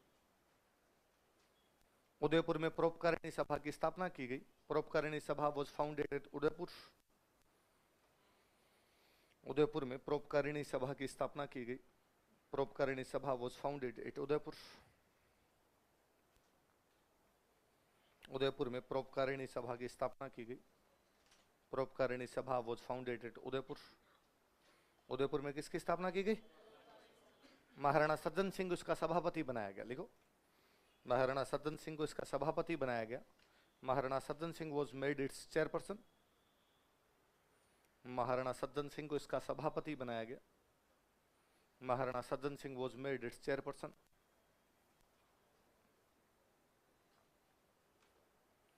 महाराणा सज्जन सिंह को इसका सभापति बनाया गया। Maharana Sajjan Singh was made it's chairperson. पर फिर क्या भाई, उदयपुर राजस्थान के साइड में पड़ जाता है, अपने को पूरे राजस्थान में परोपकार करने तो राजस्थान के सेंटर में सभा ले जानी पड़ेगी, और राजस्थान के सेंटर में था अजमेर। कहां पे था? तो कालांतर में परोपकारिणी सभा को कहां स्थानांतरित किया गया? लिख लो, कालांतर में इसे अजमेर स्थानांतरित कर दिया गया था। Later on it was shifted to Ajmer. कालांतर में इसे अजमेर स्थानांतरित कर दिया गया था। Later on it was shifted to Ajmer.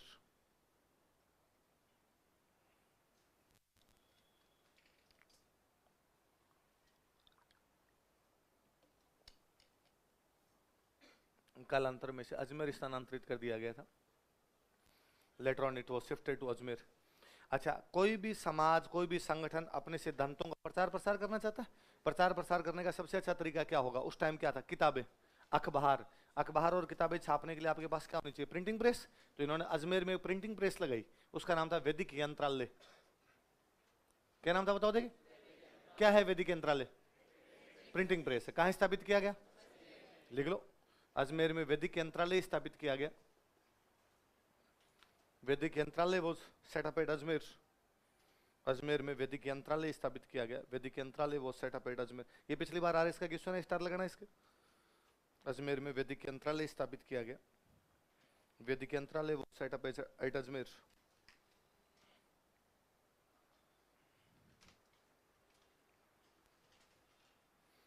तो वैदिक यंत्रालय कहां स्थापित किया गया? ऑब्वियसली बात है, अजमेर इनका मुख्य सेंटर है। अजमेर सेंटर है तो प्रिंटिंग प्रेस वहीं होगी, प्रिंटिंग प्रेस वहीं होगी तो किताबें छापो वहां से। अब मुझे बताओ, सत्यार्थ प्रकाश कहां बैठ के लिखी गई थी? उदयपुर के गुलाब बाग के नौलखा में। छपेगी कहां से? ऑब्वियसली बात है, जहां प्रिंटिंग प्रेस वहीं से छपेगी। तो कोई पूछे आपसे कि सत्यार्थ प्रकाश लिखी कहां पर गई थी? उदयपुर। सत्यार्थ प्रकाश प्रकाशित कहां से की गई थी? लिख लो, अजमेर से सत्यार्थ प्रकाश प्रकाशित की गई। Satyarth Prakash was published from Ajmer. ये सेकंड ग्रेड का क्वेश्चन था एक बार। अजमेर से सत्यार्थ प्रकाश प्रकाशित की गई। Satyarth Prakash was published from Ajmer.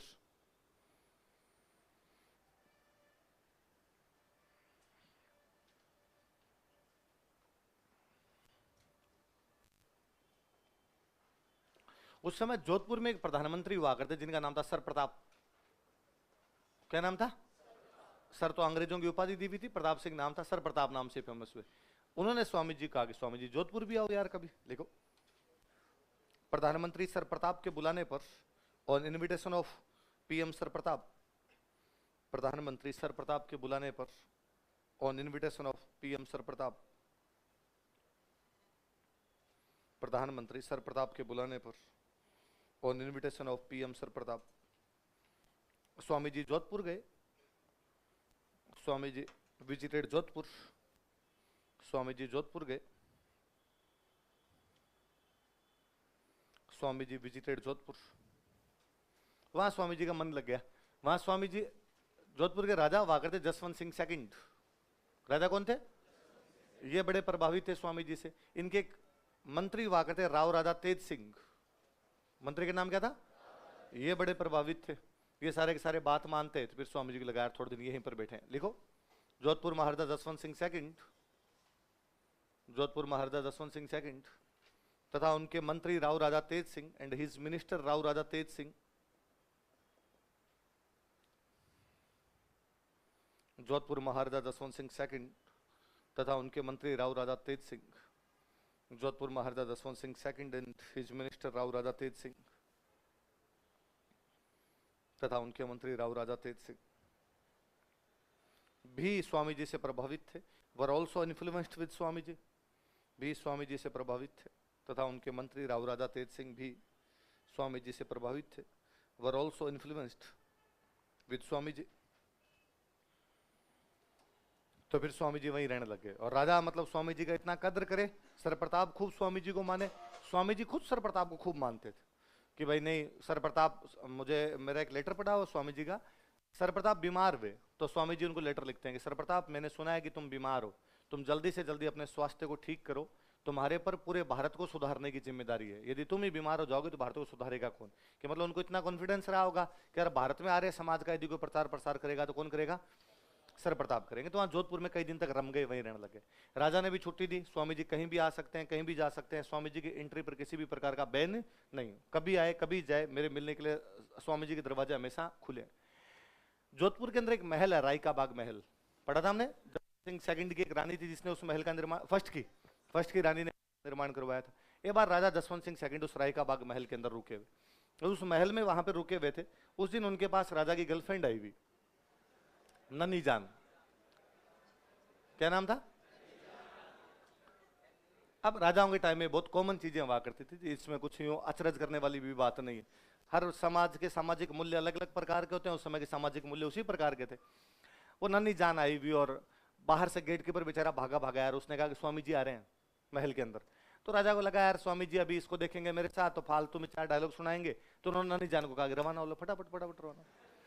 तो पहले भाई महिलाएं यूं सीधा सीधा तो जाती नहीं थी, तो वो पालकी में बैठकर वैसे जाया करती।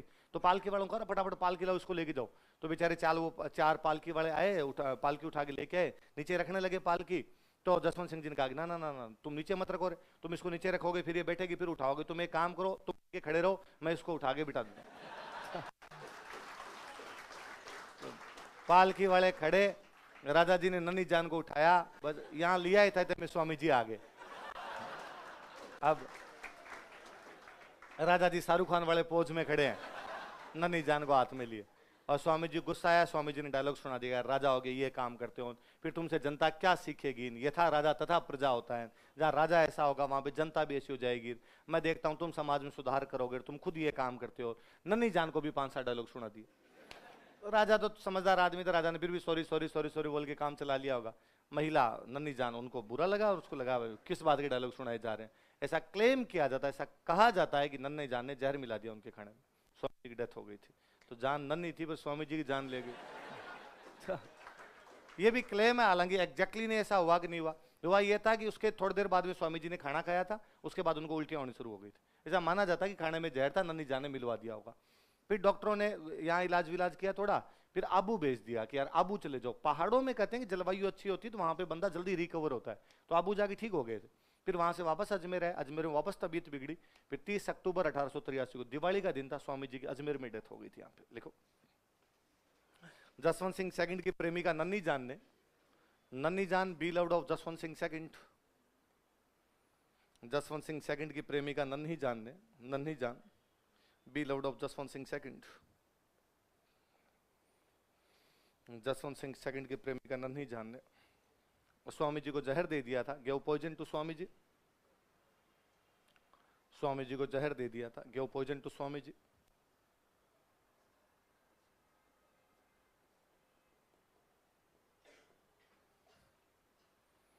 तीस अक्टूबर 1883 ईस्वी को, ऑन 30 अक्टूबर 1883 एडी, 30 अक्टूबर 1883 ईस्वी को, 30 अक्टूबर 1883 एडी, 30 अक्टूबर 1883 ईस्वी को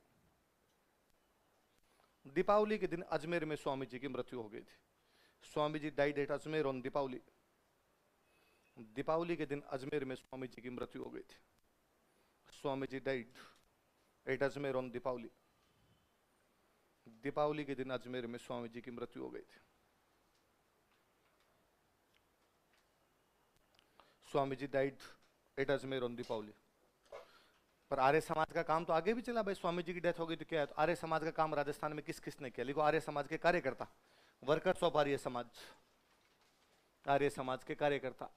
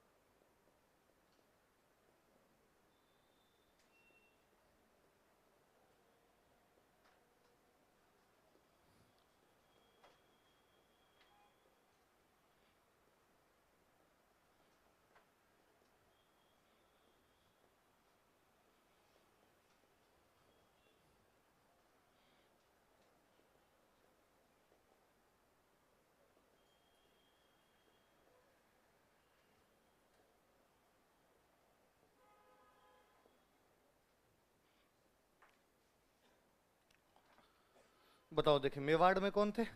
विष्णु पंड्या। अलवर में कौन थे? वासुदेव खंडेलवाल। जयपुर में दो बंदे कौन कौन है? कल्याण सिंह और श्यामलाल ने कौन सा आंदोलन चलाया? हिंदी राजभाषा आंदोलन। कौन सा चलाया था? तो कोई पूछेगा जयपुर में हिंदी राजभाषा आंदोलन चलाने वाले कौन कौन थे? कल्याण सिंह और श्यामलाल। चलो आगे। आगे चार नाम और लिखूंगा पर उच्चारों आपके पढ़े हुए नाम है। भरतपुर लिखो। प्रजामंडल में हमने दो नाम पढ़े थे, आपको याद हो तो, जुगल किशोर चतुर्वेदी और मास्टर आदित्येंद्र, पढ़े थे? तो ये नाम अपने सारे पढ़े हुए।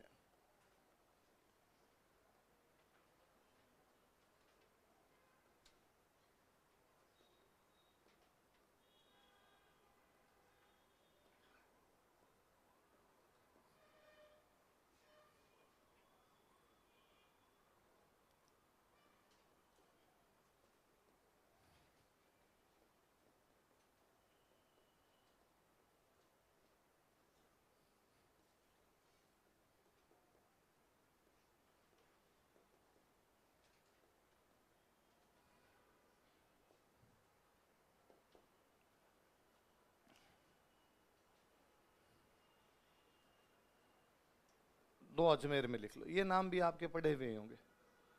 चांदकरण शारदा, याद आया कुछ? मारवाड़ देसी राज्य लोक परिषद का पुष्कर में अधिवेशनवाद इसके अध्यक्ष थे, बताया था मैं।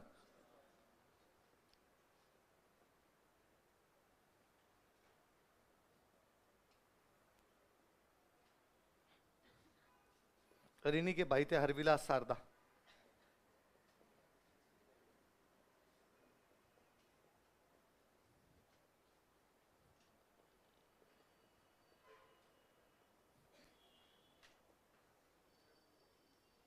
हरविलास शारदा इनके भाई थे, है ना। अभी मैं आगे लिखवा दूंगा। शारदा एक्ट, बाल विवाह रोकने के लिए जो कानून बनाया गया था, उसके लिए प्रयास किसने किए थे? हरविलास शारदा। इसलिए एक्ट का नाम ही क्या उसका? याद रहेगी बातें थोड़ी, याद रह जाएंगे नाम तो। दोबारा बता दो एक बार मुझे। मेवाड़ में कौन है? विष्णु पंड्या। अपने आगे अलवर में, जयपुर में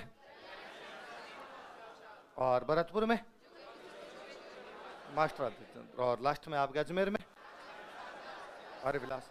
ये तो आर्य समाज की फैक्चुअल बातें, किसने क्या क्या कहां कहां पर किया। अपने मेंस में कोई ये भी तो पूछ ले, आर्य समाज का क्या योगदान था राजस्थान में? लिखते हैं, लिखो। राजस्थान में आर्य समाज का योगदान, कंट्रीब्यूशन ऑफ आर्य समाज इन राजस्थान। राजस्थान में आर्य समाज का योगदान, कंट्रीब्यूशन ऑफ आर्य समाज इन राजस्थान। राजस्थान में आर्य समाज का योगदान, contribution of Arya Samaj in Rajasthan. Simple सी बात है, मुझे बताओ, आर्य समाज राजनीतिक संगठन है या सामाजिक है? तो आर्य समाज काम करेगा तो सामाजिक कुरीतियों में कमी आएगी या बढ़ेगी? नॉर्मल सी बात है, लिख लो। आर्य समाज के कारण, ड्यू टू आर्य समाज, आर्य समाज के कारण, due to Arya Samaj,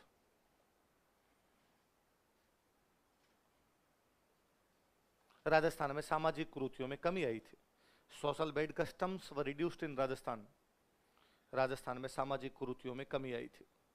social bed customs व रिड्यूस्ड इन राजस्थान, रिड्यूस हुई, कम हुई।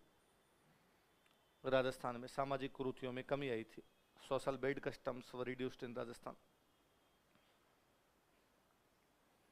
सामाजिक कुरीतियों में क्या आई? आप देख लो, भारत में बाल विवाह रोकने के लिए अधिनियम बनाया गया था 1929, 1929। कब बना था? 1929। जोधपुर में बना 1885। जोधपुर में कब बन गया? भाई सर प्रताप, ये प्रधानमंत्री यही बनाने वाले, ये स्वामी जी के दोस्त हैं। स्वामी जी कह रहे हैं बनाओ बनाओ, तो इनका लो हम तो अभी लागू कर देते हैं। लिखो जैसे, इसी में लिखो जैसे, लाइक 1885 ईस्वी में, 1985 एडी, 1885 ईस्वी में, 1985 AD, sir Pratap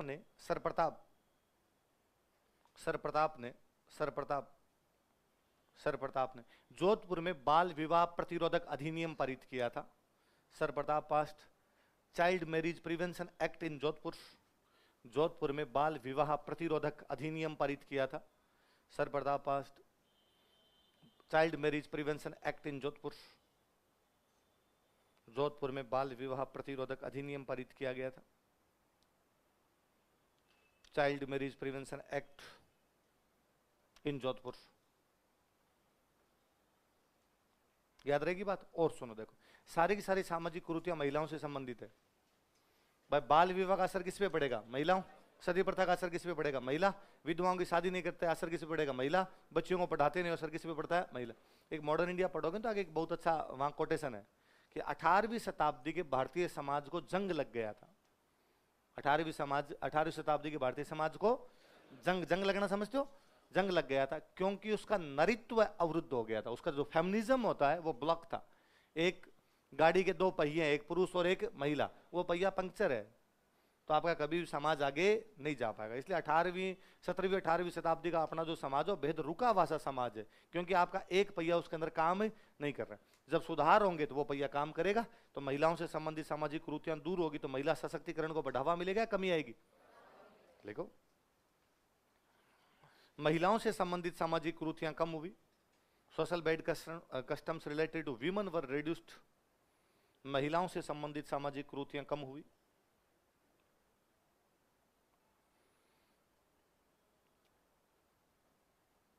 social bad customs related to women were reduced. महिलाओं से संबंधित सामाजिक कुरीतियां कम हुई। Social bad customs related to women were reduced, जिससे महिला सशक्तिकरण को बढ़ावा मिला। जिससे महिला सशक्तिकरण को बढ़ावा मिला।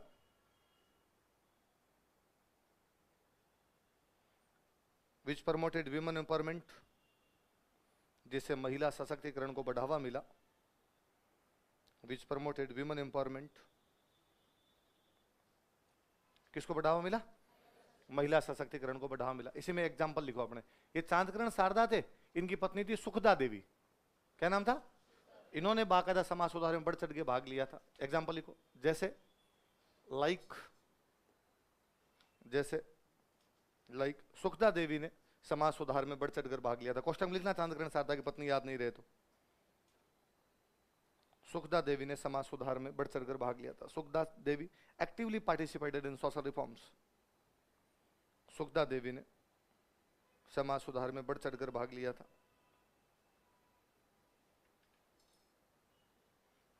सुखदा Devi actively participated in social reforms. Sukhda Devi ने समाज सुधार में बढ़ चढ़कर भाग लिया था। सुखदा देवी किसकी पत्नी थे? सिंपल सी बात है। हम देखो कह रहे हैं महाराणा सज्जन सिंह से स्वामी जी का डायरेक्ट कॉन्टेक्ट है, जसवंत सिंह सेकंड से उनका डायरेक्ट कॉन्टेक्ट है, करौली के मदन पाल उनको सीधा सीधा बुला रहे हैं। यदि राजा स्वामी जी से प्रभावित है तो राजा का व्यवहार जो होगा जनता के प्रति अच्छा होगा या बुरा होगा? देखो, स्वामी जी के प्रभाव के कारण, due to influence of Swami ji, Swami ji के प्रभाव के कारण, due to influence of Swami ji, Rajasthan के राजा जनता के प्रति उदार हो गए थे। Kings of Rajasthan become liberals towards public, become liberal towards public. Rajasthan के राजा जनता के प्रति उदार हो गए थे। Kings of Rajasthan become liberal towards public. जनता के प्रति क्या हो गए थे? और हमने बार बार पढ़ा कि किसी भी आंदोलन से और कुछ हो ना हो, राजनीतिक चेतना पक्की आती है ना। किसानों में, जनता में राजनीतिक चेतना तो आई थी। लिख लो एक तो, घिसा पीटा हमेशा लिखना ही है अपने। आर्य समाज के कारण, ड्यू टू आर्य समाज,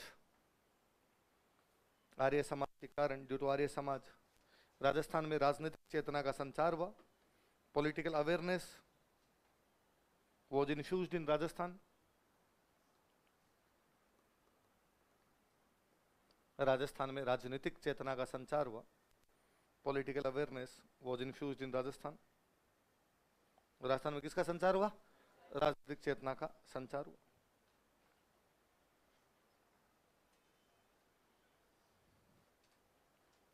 एक सिंपल सा सीधा सीधा, और हम कह रहे हैं प्रिंटिंग प्रेस लगाई थी, इन्होंने किताबें लिखी, इन्होंने समाचार पत्र निकाले। किताबें और समाचार पत्र और कुछ करे ना करे, फ्रीडम ऑफ एक्सप्रेशन को बढ़ावा देते हैं, अभिव्यक्ति की स्वतंत्रता, उसको तो बढ़ावा मिलता है। मैं ऐसे तो कोई बात बोल पाऊं नहीं बोल पाऊं, पर अखबार में लिख के तो बता ही सकता हूं सरकार को। देखो, आर्य समाज ने कई समाचार पत्रों तथा पुस्तकों का प्रकाशन किया। Arya Samaj published many books and newspapers. Arya Samaj ने कई समाचार पत्रों तथा पुस्तकों का प्रकाशन किया।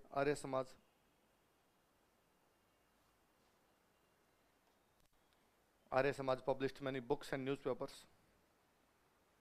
जिसे अभिव्यक्ति की स्वतंत्रता को बढ़ावा मिला, जिसे अभिव्यक्ति की स्वतंत्रता को बढ़ावा मिला, विच प्रमोटेड फ्रीडम ऑफ एक्सप्रेशन, जिसे अभिव्यक्ति की स्वतंत्रता को बढ़ावा मिला, विच प्रमोटेड फ्रीडम ऑफ एक्सप्रेशन। जैसे मैं चांदकरण शारदा की दो बुक बताता हूं, दो बुक्स के लिख लेना, चांदकरण शारदा की पुस्तक है, दो बुक लिखी उन्होंने। एक बुक का नाम था विधवा विवाह, देखो बुक के नाम से लगता है ना समाज सुधार की बुक है। एक बुक थी दलितोद्धार, दलितों का उद्धार करेंगे, विधवाओं की शादी से संबंधित बात करेंगे।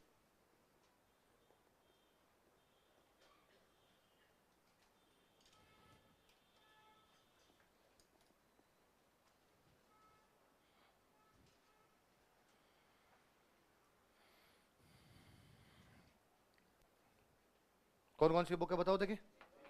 विधवा विवाह, लिखो आर्य समाज के समाचार पत्र, चांदकरण शारदा के नहीं, आर्य समाज खुद ने कई समाचार पत्र निकाले, आर्य समाज के समाचार पत्र।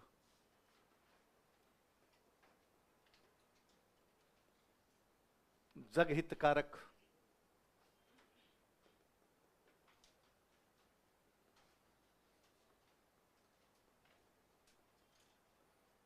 जग लाभ चिंतक,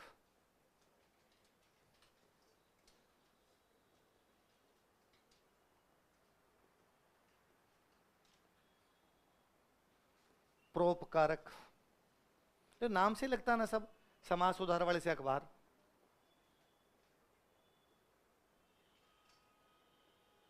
देश हितैषी है ना, प्री में कोई सवाल उठा के पूछ लेगा भाई इनमें से कौन सा आर्य समाज का अखबार है, कौन सा नहीं है। और एक बार अपने आरएस में नहीं और किसी एग्जाम में ऐसा कोई सवाल पूछा हुआ भी है, आप पुराने पेपर देखोगे तो कोई मिल जाएगा। जग हितकारक, जग लाभ चिंतक, परोपकारक और देश हितैषी। एक बात और लिख लेते हैं अपने, आर्य समाज शिक्षा पे खूब बल देता, शिक्षा पे बल देता तो आर्य समाज ने शिक्षण संस्थाओं की स्थापना की। ये जितने डीएवी स्कूल है ये सब आर्य समाज के। दयानंद एंग्लो वैदिक जो स्कूल खोले गए, लिख लो। एक बात और लिख लो, कौन सा पॉइंट हो गया, पांचवा, छठा लिख लो। आर्य समाज ने शिक्षण संस्थाओं की स्थापना की थी। Arya Samaj setup educational institutes, आर्य समाज ने शिक्षण संस्थाओं की स्थापना की थी। Arya Samaj setup educational institutes, जिसे शिक्षा को बढ़ावा मिला, विच प्रमोटेड एजुकेशन।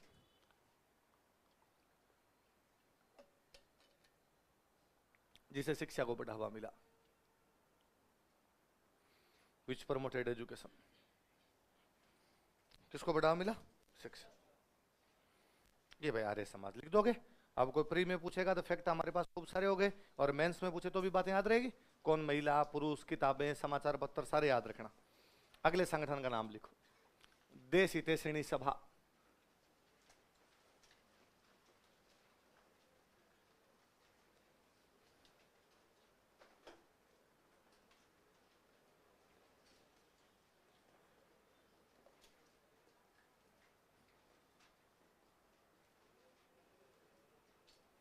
देश हितैषिणी सभा,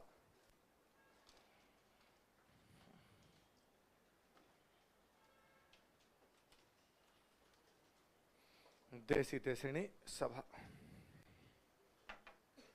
लिखो स्थापना 2 जुलाई 1877, 2 जुलाई 1877। फाउंडेशन 2 जुलाई 1877, 2 जुलाई 1877। संस्थापक लिखो महाराणा सज्जन सिंह, फाउंडर।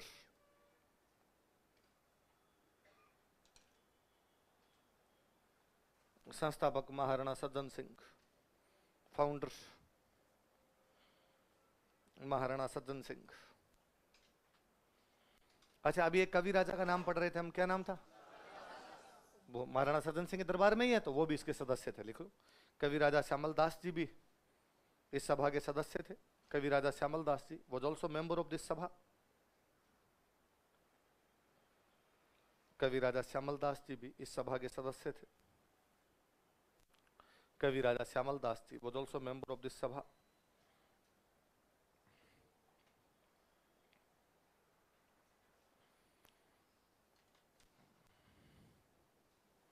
ये भाई अपने राजस्थान में समाज सुधार का पहला प्रयास था। समाज सुधार का क्या था? इससे पहले कोई भी समाज सुधार का इस प्रकार का संगठन राजस्थान के अंदर बना नहीं था। लिख लो, यह राजस्थान में समाज सुधार का पहला प्रयास था। यह राजस्थान में समाज सुधार का पहला प्रयास था। It was first effort of social reform in Rajasthan. यह समाज सुधार का पहला संगठन था, ये लिख लो। It was first social reform organisation in Rajasthan. यह राजस्थान में समाज सुधार का पहला संगठन था। It was first social reform organisation in Rajasthan. बाद में जो ना हर रियासत में ये सभाएं बनाई गई थी, लिख लो। कालांतर में अन्य रियासतों में भी इस प्रकार की सभाएं बनाई गई थी। Later on such sabhas were organized या were established in other states। कालांतर में अन्य रियासतों में भी ऐसी सभाएं बनाई गई थी। Later on such sabhas were established in other states। कालांतर में अन्य रियासतों में भी ऐसी सभाएं बनाई गई थी। तो देश हितैषणी सभा कौन सी रियासत में बनी है? मेवाड़। बाद में अन्य में बन गई सब में। अगला संगठन लिखो भाई, राजपूत हितकारिणी सभा।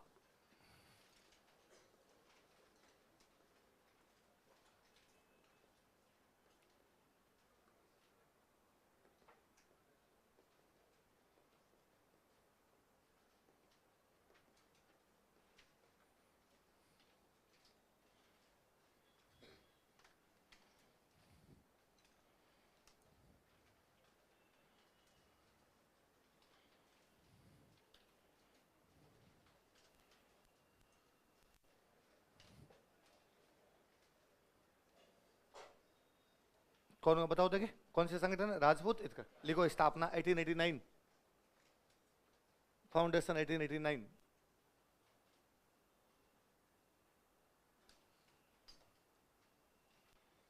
स्थापना कब हुई?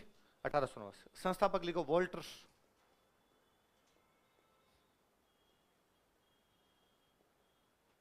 वोल्टर उस समय राजस्थान का एजीजी था, तो कोष्टक में लिख लेना एजीजी।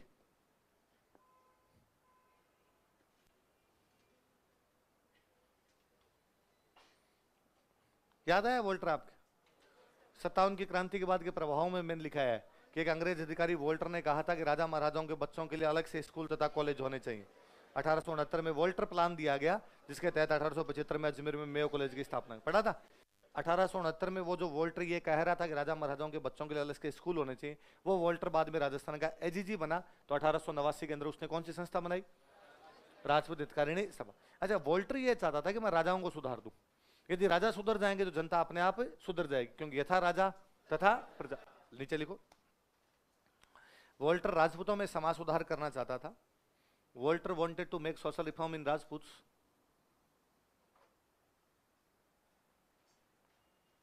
वोल्टर राजपूतों में समाज सुधार करना चाहता था। Walter wanted to make social reforms in राजपूत्स।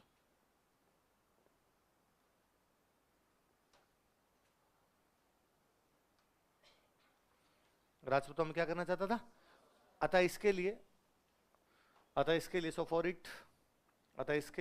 It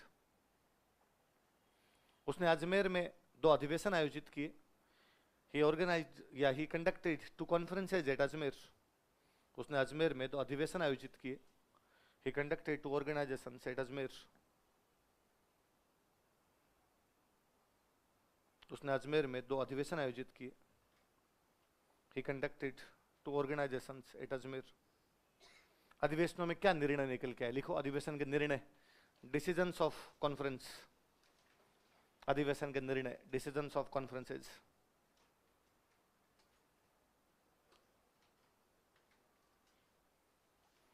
ये तो बात सामने आई, राजा महाराजा एक से अधिक शादियां करते थे, बहुविवाह।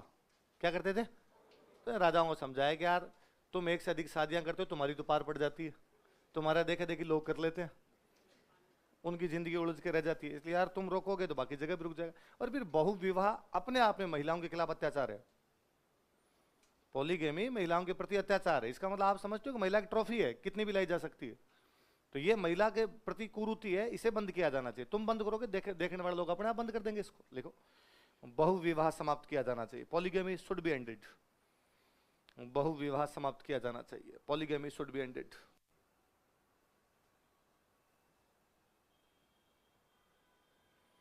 बहुविवाह समाप्त किया जाना चाहिए। Polygamy should be ended. बाल विवाह होते थे तो कहा एक न्यूनतम आयु तय कर दो भाई, इतनी तो आयु होनी चाहिए, उसके बाद इससे पहले शादी नहीं कर सकते। लिखो, विवाह की न्यूनतम आयु तय की जानी चाहिए। Minimum age for marriage should be decided. विवाह की न्यूनतम आयु तय की जानी चाहिए। Minimum age for marriage should be decided. Minimum age for marriage should be decided. कितनी रखें भाई? का 14 और 18 लिख लो कोष्टक में, 14 वर्ष तथा 18 वर्ष। ये मत पूछना 14 किसकी 18 किसकी, 14 वर्ष तथा 18 वर्ष। अच्छा, एक और देखा गया कि भाई लड़कियों को होते ही मार दिया करते, तो भाई लड़कियों को होते ही क्यों मार देते हो? किस लिए मार देते हैं कि लोगों को लगता है कि यार लड़की बड़े होने के बाद शादी करेंगे तो खर्चा ज्यादा लगेगा। तो कहा लड़कियों की शादी में जो खर्चा होता है उसको क्या किया जाना चाहिए? सीमित किया जाना चाहिए। लिखो, विवाह में होने वाले खर्च को सीमित किया जाना चाहिए। Expenditures in marriage should be limited. विवाह में होने वाले खर्च को सीमित किया जाना चाहिए। Expenditures in marriage should be limited. विवाह में होने वाले खर्च को सीमित किया जाना चाहिए। क्या करें इसके लिए? तो राजा महाराजाओं के टाइम में एक प्रथा हुआ करती, त्याग प्रथा। कौन सी प्रथा थी? त्याग प्रथा ये कहती है कि राजा जब अपनी बेटी की शादी करेगा तो लड़के वालों को दहेज देंगे, वो तो छोड़िए, राजा के दरबार में जितने भी कवि और संगीतकार उनको पैसे देने पड़ेंगे, और वो जितने मांगेंगे उतने देने पड़ेंगे। तो राजा त्याग करेगा, त्याग का मतलब छोड़ना, रुपए छोड़ेगा। तो जितने कवि होते, संगीतकार होते, विद्वान वगैरह होते, उनको राजा पैसे मांगता, वो जितने मांगते उतने राजा उनके बीच में पैसे बांटता। तो राजा खर्चा तो अपने आप बढ़ गया। लड़के वालों को दिए वो दिए, शादी में लगे वो लगे, दहेज में दिए वो दिए, ये और देने पड़ेंगे। कहा ये तो यार पूरा ही बंद करो, ये क्या लेना देना कर रखा आपने? आपके देखा देखी सामंत करते हैं, सामंतों को देखा देखी बाकी जनता कर लेती है, सब पे भार बढ़ता है। ये भार नहीं पड़ेगा, शादियों का खर्चा अपने आप कम हो जाएगा, खर्चा कम हो जाएगा, लड़की किसी को बोझ नहीं लगेगी, बोझ नहीं लगेगी तो कोई भी उसको मारेगा नहीं। लिखो, त्याग प्रथा को समाप्त किया जाना चाहिए। त्याग प्रैक्टिस शुड बी एंडेड। त्याग प्रथा को समाप्त किया जाना चाहिए। त्याग प्रैक्टिस शुड बी एंडेड। त्याग प्रथा को समाप्त किया जाना चाहिए। त्याग प्रैक्टिस शुड बी एंडेड। पर सब में हमने लिखा है चाहिए, ये किया जाना चाहिए, ये किया जाना चाहिए, ये किया जाना चाहिए। तो ये भी है कि लाल बत्ती पे रुकना चाहिए, पर अपने रुकते थोड़ी है ना? जहां पे पुलिस वाले नहीं खड़े वहां पे रुकते नहीं। चाहिए छोड़ो, अब तो यह है कि बाल विवाह करना दंडनीय अपराध है, तो हमने कौन से रोक दिए? बदस्तूर जारी है वैसे के वैसे। आप तो ये भी है कि दहेज देना तथा दहेज लेना दोनों दंडनीय अपराध है। पर कौन से दहेज देने रुक गए, दहेज लेने वाले रुक गए, दोनों चल रहे हैं। ये चीजें तब दूर होगी जब सामाजिक चेतना आएगी। जब तक सामाजिक चेतना नहीं आएगी तब तक न तो कानून से कोई बात बनने वाली, ना चाहिए से कोई बात बनने वाली। और मुझे तो ये बड़ा जोरदार लगता है कई बार कि आजकल अखबारों में कई बार ऐसे किस्से आते हैं कि दूल्हे ने दहेज के 11 लाख रुपए लौटाए। आते हैं ना ऐसे अखबार में कि दूल्हे ने दहेज के 11 लाख रुपए लौटाए, और दूल्हे ने कहा कि नहीं, हमें दहेज नहीं चाहिए, पढ़ी लिखी लड़की, रोशनी है घर की, है ना, लड़की पढ़ी लिखी होनी चाहिए। इस प्रकार डायलॉग और आते हैं। तो मुझे लगता है अच्छी बात है यार, ऐसा किया जाना चाहिए, इसने ऐसा किया है तो ये बहुत अच्छी बात है। पर दूल्हे ने दहेज के 11 लाख रुपए लौटाए, इसका मतलब लड़की वाले दहेज दे रहे थे। तो लड़की वालों को सबको गिरफ्तार करो, क्योंकि दहेज देना भी क्या है? दंडनीय। तो फिर आप ये पूछ सकते हो सर फिर भी हम ले रहे हैं, दे रहे हैं, ये क्या है? तो हम ये कह के लेते देते हैं कि हम गिफ्ट दे रहे हैं। क्या दे रहे हैं? भाई मैं मेरी बहन की शादी में दे रहा हूं तो मैं कहूंगा भाई मैं तो मेरी बहन को गिफ्ट दे रहा हूं, और लड़के वाले भी कहेंगे हाँ हाँ ये जो गिफ्ट दे रहे हैं हम गिफ्ट ले रहे हैं। किसी भी प्रकार का दहेज लेते या देते नहीं। पर अखबार वालों तुम तो साफ साफ दहेज लिख के बेच रहे हो, तो दहेज लिखते तो कार्रवाई हो जानी चाहिए। कौन देखे जी, कौन कार्रवाई करे? सब चल ही रही चीजें। सामाजिक चेतना आएगी तब अपने आप चीजें बंद हो जाएगी। कोई टाइम में तो सती प्रथा भी थी, वो बंद हो गई। वैसे वैसे जब सामाजिक चेतना आएगी तो ये चीजें भी अपने आप क्या हो जाएगी? बंद। पर तब बेचारे वोल्टर ने जोर लगा लिया, लेकिन तब हमने बंद ही नहीं। हमने कहा तू कौन होता है कहने वाला, बहुविवाह करेंगे नहीं करें, हमारी हिम्मत 1 रखें, 4 रखें, 10 रखें।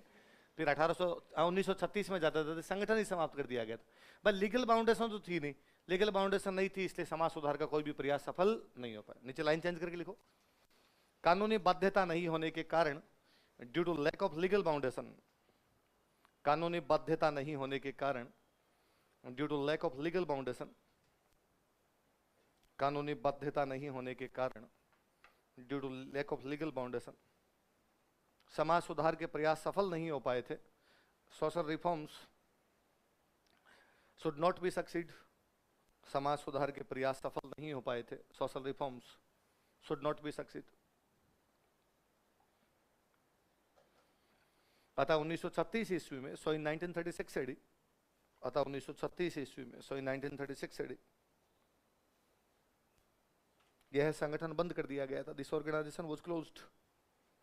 यह संगठन बंद कर दिया गया था। This organisation was closed.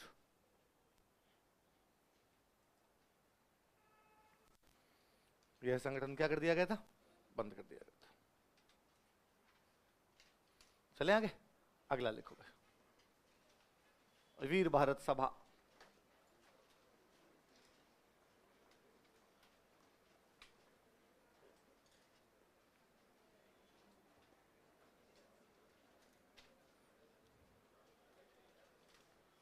वीर भारत सभा लिखो। स्थापना 1910, 1910।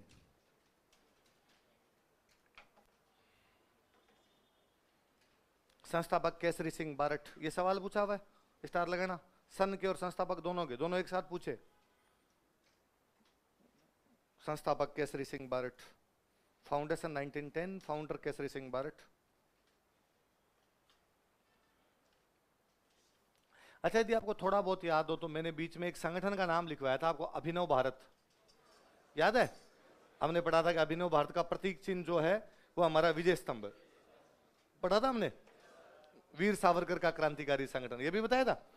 वीर सावरकर थे महाराष्ट्र के, तो महाराष्ट्र में उन्होंने एक संगठन बनाया जिसका नाम क्या था? अभिनव भारत। अभिनव भारत का मतलब है नया भारत बनाएंगे। अभिनव का मतलब नया होता है, तो हम नया भारत बनाएंगे। तो सबको जिम्मेदारी दी, भाई पंजाब में तुम काम करो, महाराष्ट्र में तुम काम करो, राजस्थान में तुम काम करो। तो राजस्थान में ये जिम्मेदारी किसको मिल गई? केसरी सिंह बारट। तो केसरी सिंह बारट ने अभिनव भारत के नीचे काम करने के लिए जो संगठन बनाया वो कौन सा था? तो मैं कह सकता हूं अभिनव भारत की राजस्थान शाखा थी वीर भारत सभा। बोल सकता हूं? लिखो, यह संगठन अभिनव भारत की राजस्थान शाखा थी। This organisation was branch of Abhinav Bharat. यह संगठन अभिनव भारत की राजस्थान शाखा थी। This organisation was branch of Abhinav Bharat.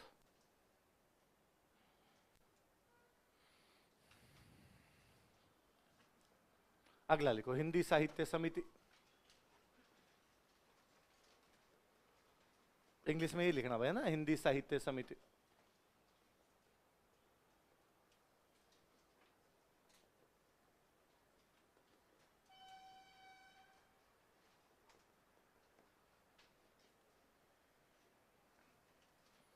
Hindi साहित्य समिति। स्थापना लिखो 1912, 1912।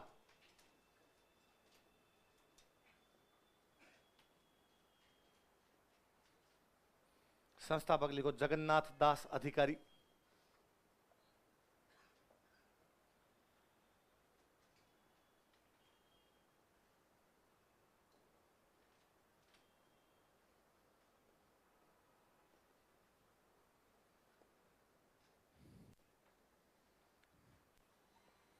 हिंदी साहित्य समिति स्थापना कब हुई? 1912। संस्थापक कौन है?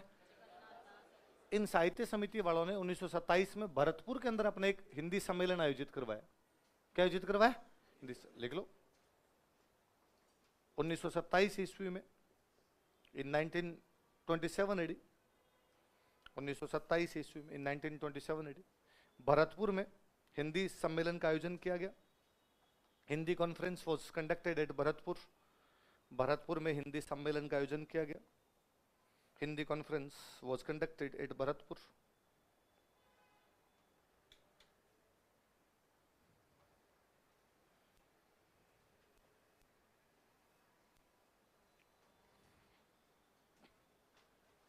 भरतपुर में किसका आयोजन किया गया? हिंदी सम्मेलन का आयोजन किया गया। इस ये जो हिंदी सम्मेलन हुआ था, इसके अध्यक्ष थे गौरी शंकर हीराचंद ओझा। याद आई बात? लिखो, अध्यक्ष गौरी शंकर हीराचंद ओझा, प्रेसिडेंट गौरी शंकर हीराचंद ओझा।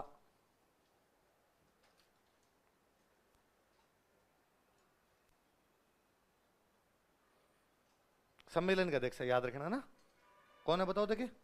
गौरी शंकर हीराचंद ओझा, इतिहासकार थे ना, GH ओझा, गौरी शंकर हीराचंद। दो बड़े लोग इसमें भाग लेने के लिए, एक तो रविंद्रनाथ टैगोर, एक जमनालाल बजाज। कौन कौन? लिख लो, रविंद्रनाथ टैगोर तथा जमनालाल बजाज ने भी इसमें भाग लिया था। Rabindranath Tagore and Jamnalal Bajaj also joined it.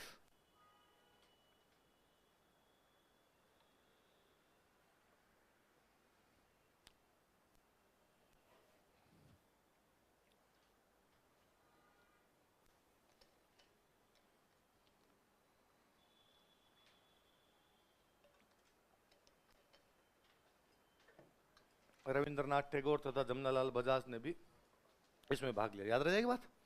अगला लिखो भाई, प्रताप सभा।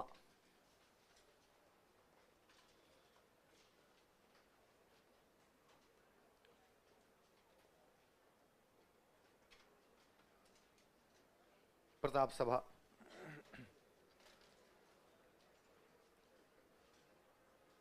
स्थापना लिखो 1915, 1915,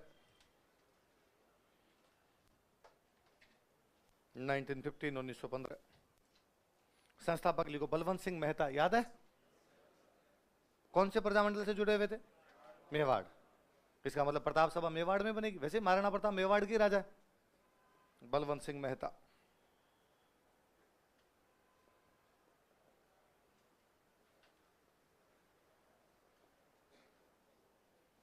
बलवंत सिंह मेहता संस्थापक कौन है? अच्छा, बलवंत सिंह मेहता की जो ये प्रताप सभा थी, इसने दो काम शुरू किए। एक तो महाराणा प्रताप की जयंती मनानी शुरू की, एक हल्दी घाटी मेला लगाना शुरू किया। कौन कौन से दो काम बताओ देखिए? और हल्दी घाटी मेला। लिखो, इस संगठन ने disorganisation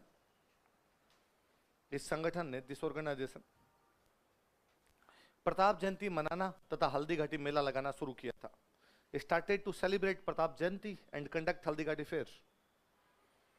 Started to celebrate Pratap Jayanti and conduct Haldighati fair. Pratap जयंती मनाना तथा हल्दीघाटी मेला लगाना प्रारंभ किया था। Started to celebrate Pratap Jayanti and conduct Haldighati fair.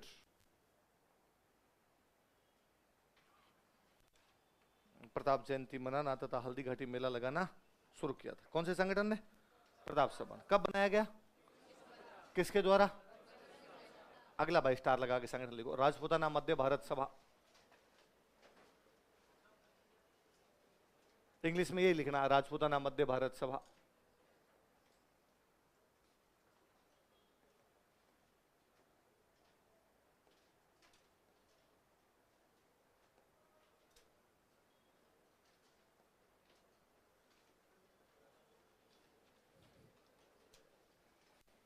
स्थापना लिखो 1918, 1918। स्थापना 1918, 1918। स्थान लिखो कहां पर की गई, ये जगह भी पूछते हैं भाई। प्लेस, दिल्ली के अंदर एक मारवाड़ी पुस्तकालय है चांदनी चौक में। मारवाड़ी पुस्तकालय चांदनी चौक दिल्ली लिख लो। मारवाड़ी लाइब्रेरी लिख लेना इंग्लिश में, चांदनी चौक दिल्ली।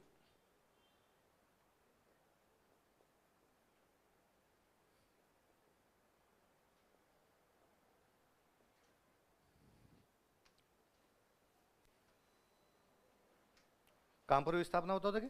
मारवाड़ी पुस्तकालय चांदनी चौक। आप कभी दिल्ली चांदनी चौक मेट्रो स्टेशन से बाहर निकलेंगे, निकलते उसके लेफ्ट हैंड साइड के अंदर एक गुरुद्वारा बना हुआ है, शीशगंज। क्या नाम है?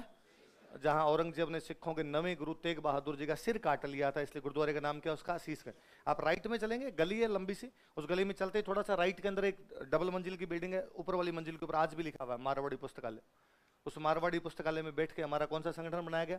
राजपूताना मध्य भारत सभा। बना भले ही वहां पे था, लेकिन इसका मुख्यालय अजमेर था। लिखो, मुख्यालय अजमेर, हेडक्वार्टर। भाई राजस्थान के लिए संगठन है तो फिर राजस्थान में लाना पड़ेगा ना आपको। मुख्यालय अजमेर, हेडक्वार्टर अजमेर। संस्थापक लिखो, फाउंडर्स लिखो, जमनालाल बजाज, जमनालाल बजाज, विजय सिंह पथिक। सारे नाम सुने हुए हैं तो अपने, जमनालाल बजाज, विजय सिंह पथिक। चांदकरण शारदा,